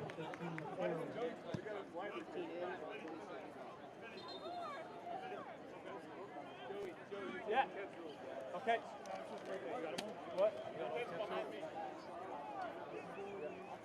So Joe Farrell, a 27-year-old, played his college soccer at LaSalle.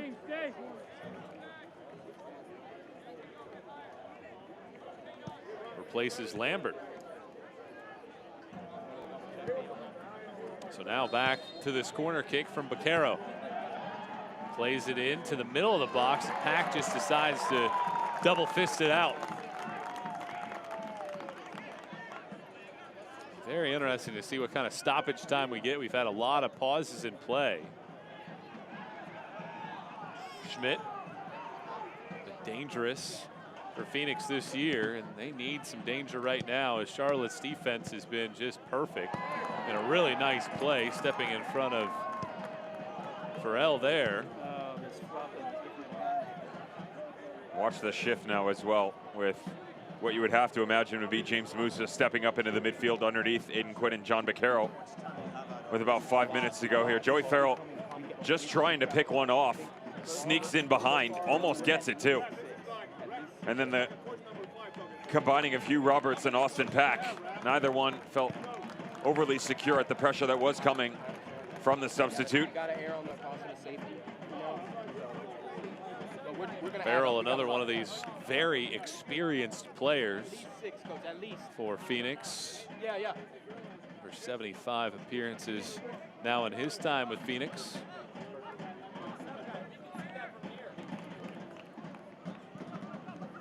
There haven't been a whole lot of chances in this second half. Feels like a 1-1 tie potentially could be in the cards.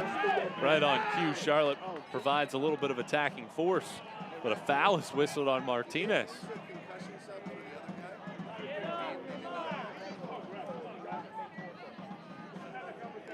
Adewale down.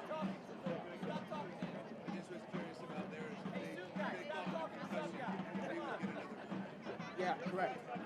But it's no concussion.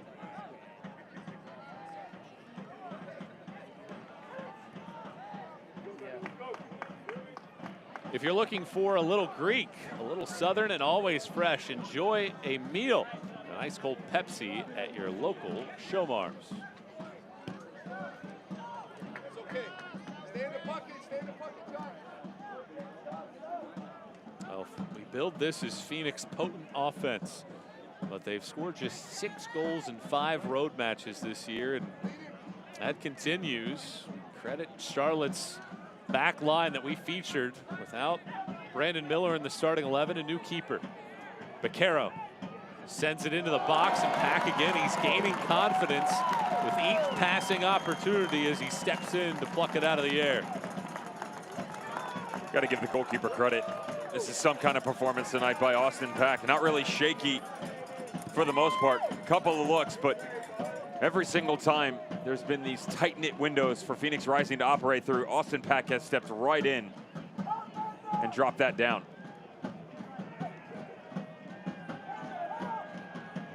Prince sends it across. Asante picks it up. Two-time reigning league MVP can always strike for some magic. Musa. Schmidt goes to the far sideline, and it's swept away. Farrell given right back as Dimmick steps in.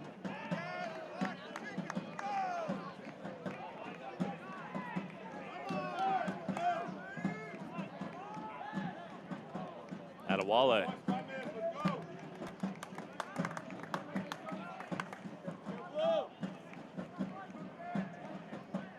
It's a change in mindset here for Phoenix.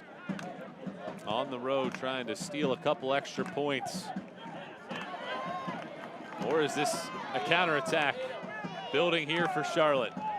Martinez finds some space, flings it out wide. Bender chips it in, and there's nobody in the area. Andre rolls. Sante to the middle of the field. Baquero. Sadie latches onto it. Dadashov trying to tap it back. Instead, Roberts clears. 90th minute. Martinez finding some space. Martinez gets it back. Martinez too heavy on the touch, and King deflects.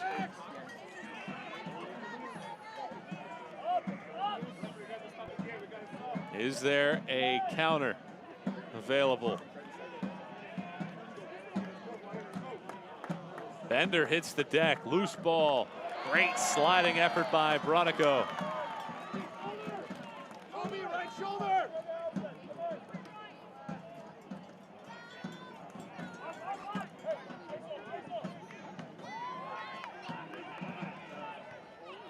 Musa mishits the header, but fortunately right to Farrell.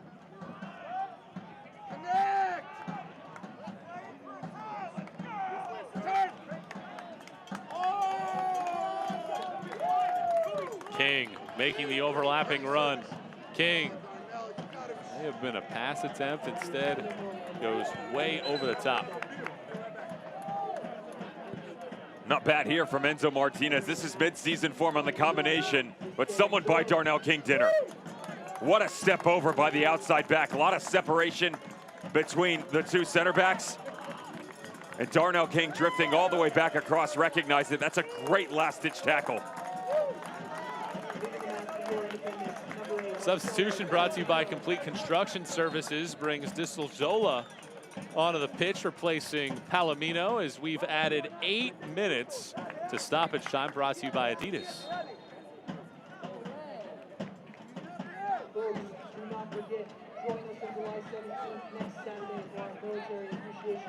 Well, a ton of time left in the grand scheme of things, but a second half that really has not featured a whole lot. 6 total shots.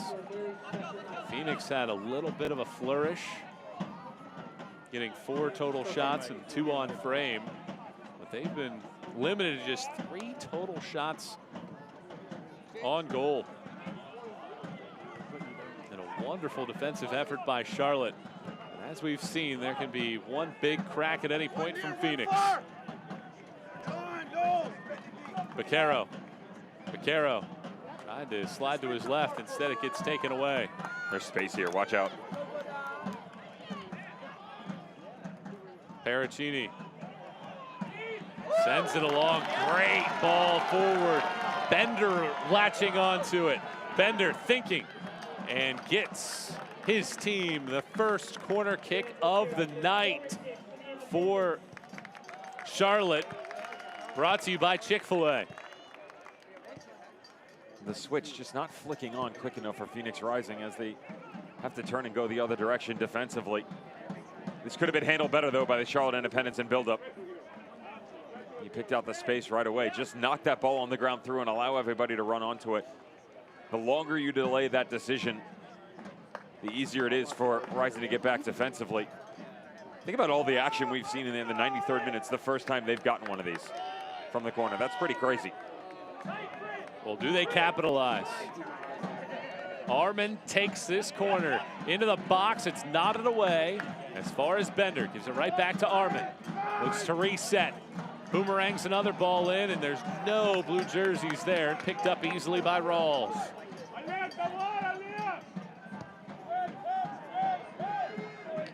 Well, one of these two teams thinking that they could steal a couple extra points out of this one. But a second half that, for the most part, has lacked some thunderous opportunities. Roughly 5 more minutes to go in a 1-1 tally.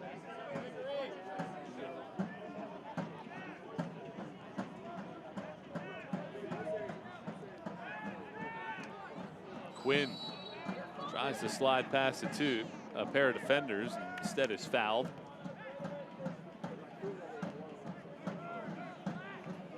It's a great step by Aiden Quinn. He knows it's coming here. Look at the peek over the right shoulder. Just splits the two blue jerseys.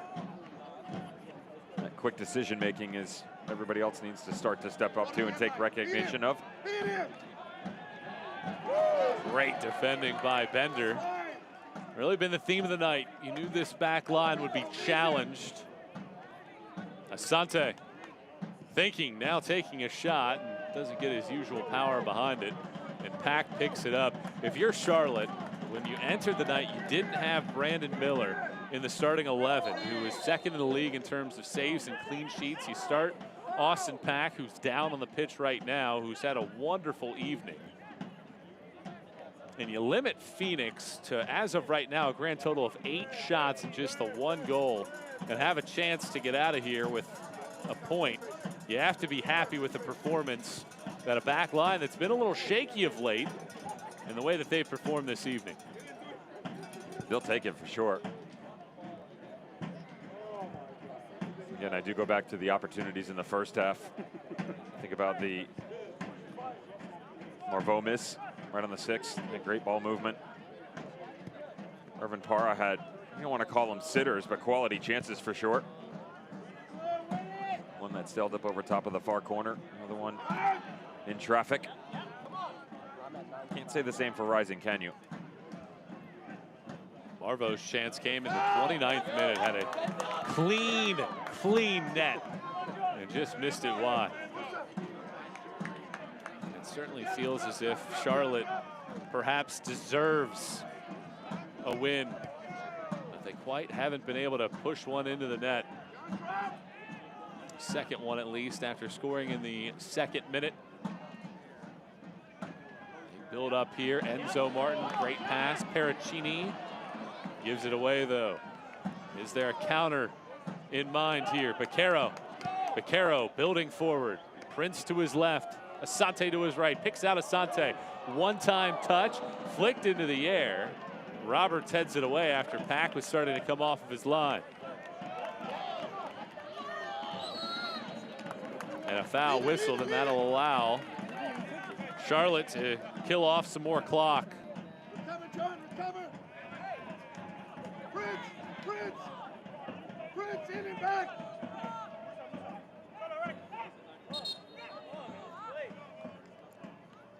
Pepsi Cola is the official soft drink of Charlotte Independence. Enjoy a cold Pepsi at your next Independence game. Pepsi, born in the Carolinas.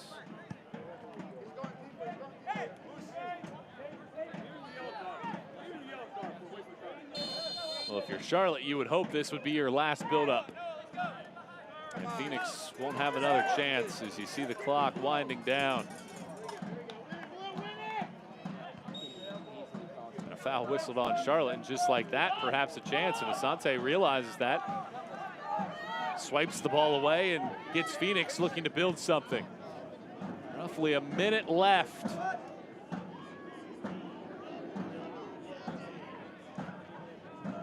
Quinn.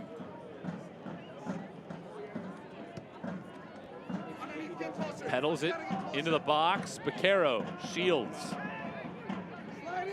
Picks it up. Sends it back for King. And a foul whistled. And this will allow Phoenix a chance to set something up with perhaps our final chance of the night. I'll bring Joey Farrell up now. Find his head. Look for Joey Farrell. Rufat Dadashov, the big frame. Darnell King getting tangled up here, but this set piece opportunity. Can you steal it? Struggled in the final third. Can you steal 3 points right here and right now if you're Phoenix Rising?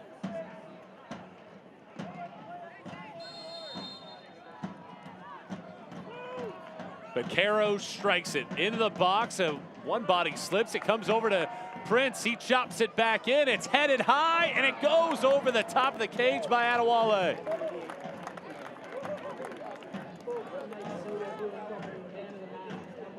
That's probably it, given where the clock's at right now. John Baquero gives them a chance at least. Not the best balls whipped in. Good patience on the backside, and I like this ball that comes back across. Multiple bodies to pick out. Just throw it in and let somebody go after it.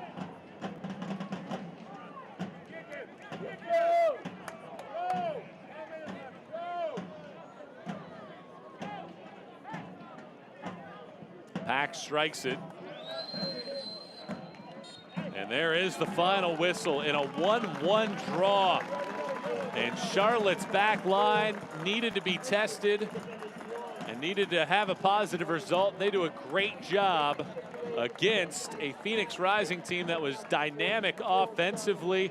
What can you say about the performance of the Independents on their home pitch to snap a 3-match losing skid? Mike Jeffries would have definitely wanted more, but not to be greedy with the struggling of form overall. This is a really good result against a Phoenix Rising team that everybody would gladly take 1 point out of. And for Phoenix Rising, yeah, there's frustration for sure. The other side of that argument is they're on the road. This is a very difficult travel schedule to get through. You still get a point. You drop 2, but you remain unbeaten. Now you got to turn around on short rest and go get a result midweek. Here's your man of the match for tonight's game, brought to you by Nada Brewing. Irvin Parra strikes the goal 90 seconds into the match. And now we look at tonight's save of the match by Austin Pack. Just a dynamic save from Aiden Quinn's free kick. Only 3 shots in general came towards the goalkeeper to hit the frame all night long. This was the most dangerous. What a strike by Aiden Quinn. Get it up, get it over, get it inside the post. Austin Pack, you haven't started a game in 2 years. You're not supposed to save those. Great save, buddy. Brought to you by Novant Health, and Parra, our man of the match, ensures a 1-1 draw. We're back to wrap things up. Charlotte Independence and Phoenix Rising tie at 1. Pain can't wait. That's why Novant Health is making access to orthopedic care easier than ever. Same-day appointments, after-hours care available for urgent needs, and the safest care in the region. Book now.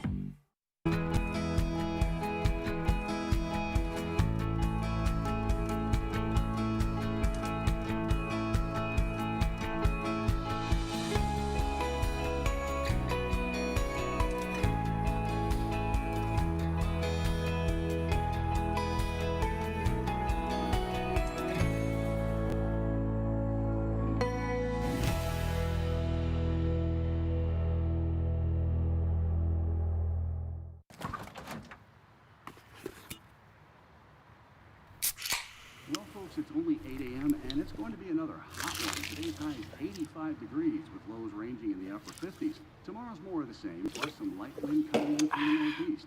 Coming up at 8:30, Paul's got an exclusive Babe, it's 8 a.m.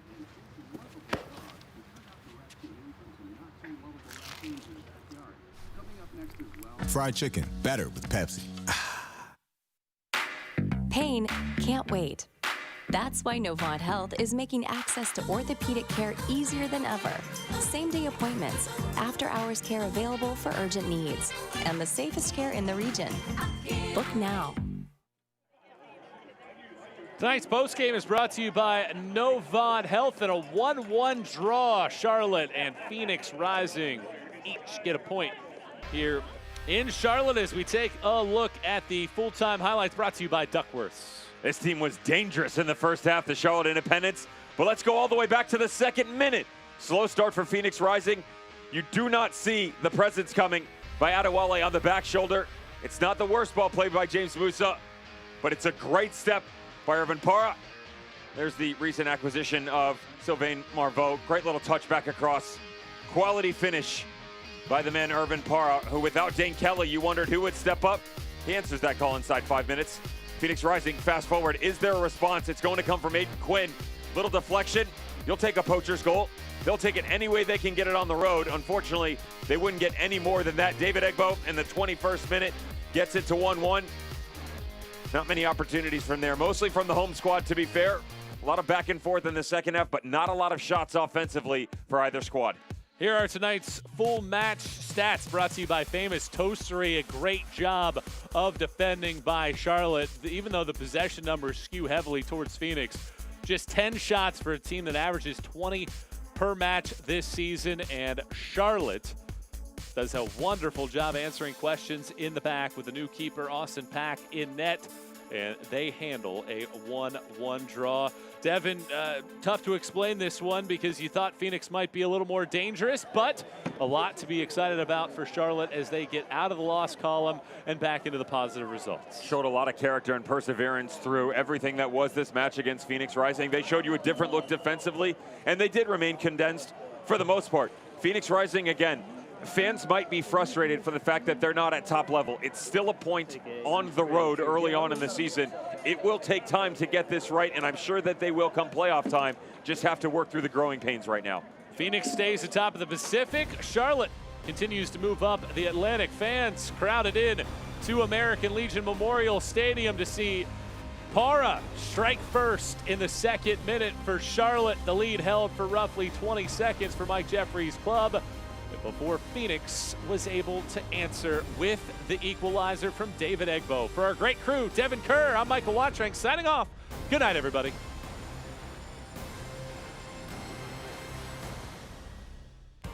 This copyrighted telecast of the United Soccer League Championship cannot be retransmitted, rebroadcast, or reproduced without the expressed written consent of the United Soccer League Championship.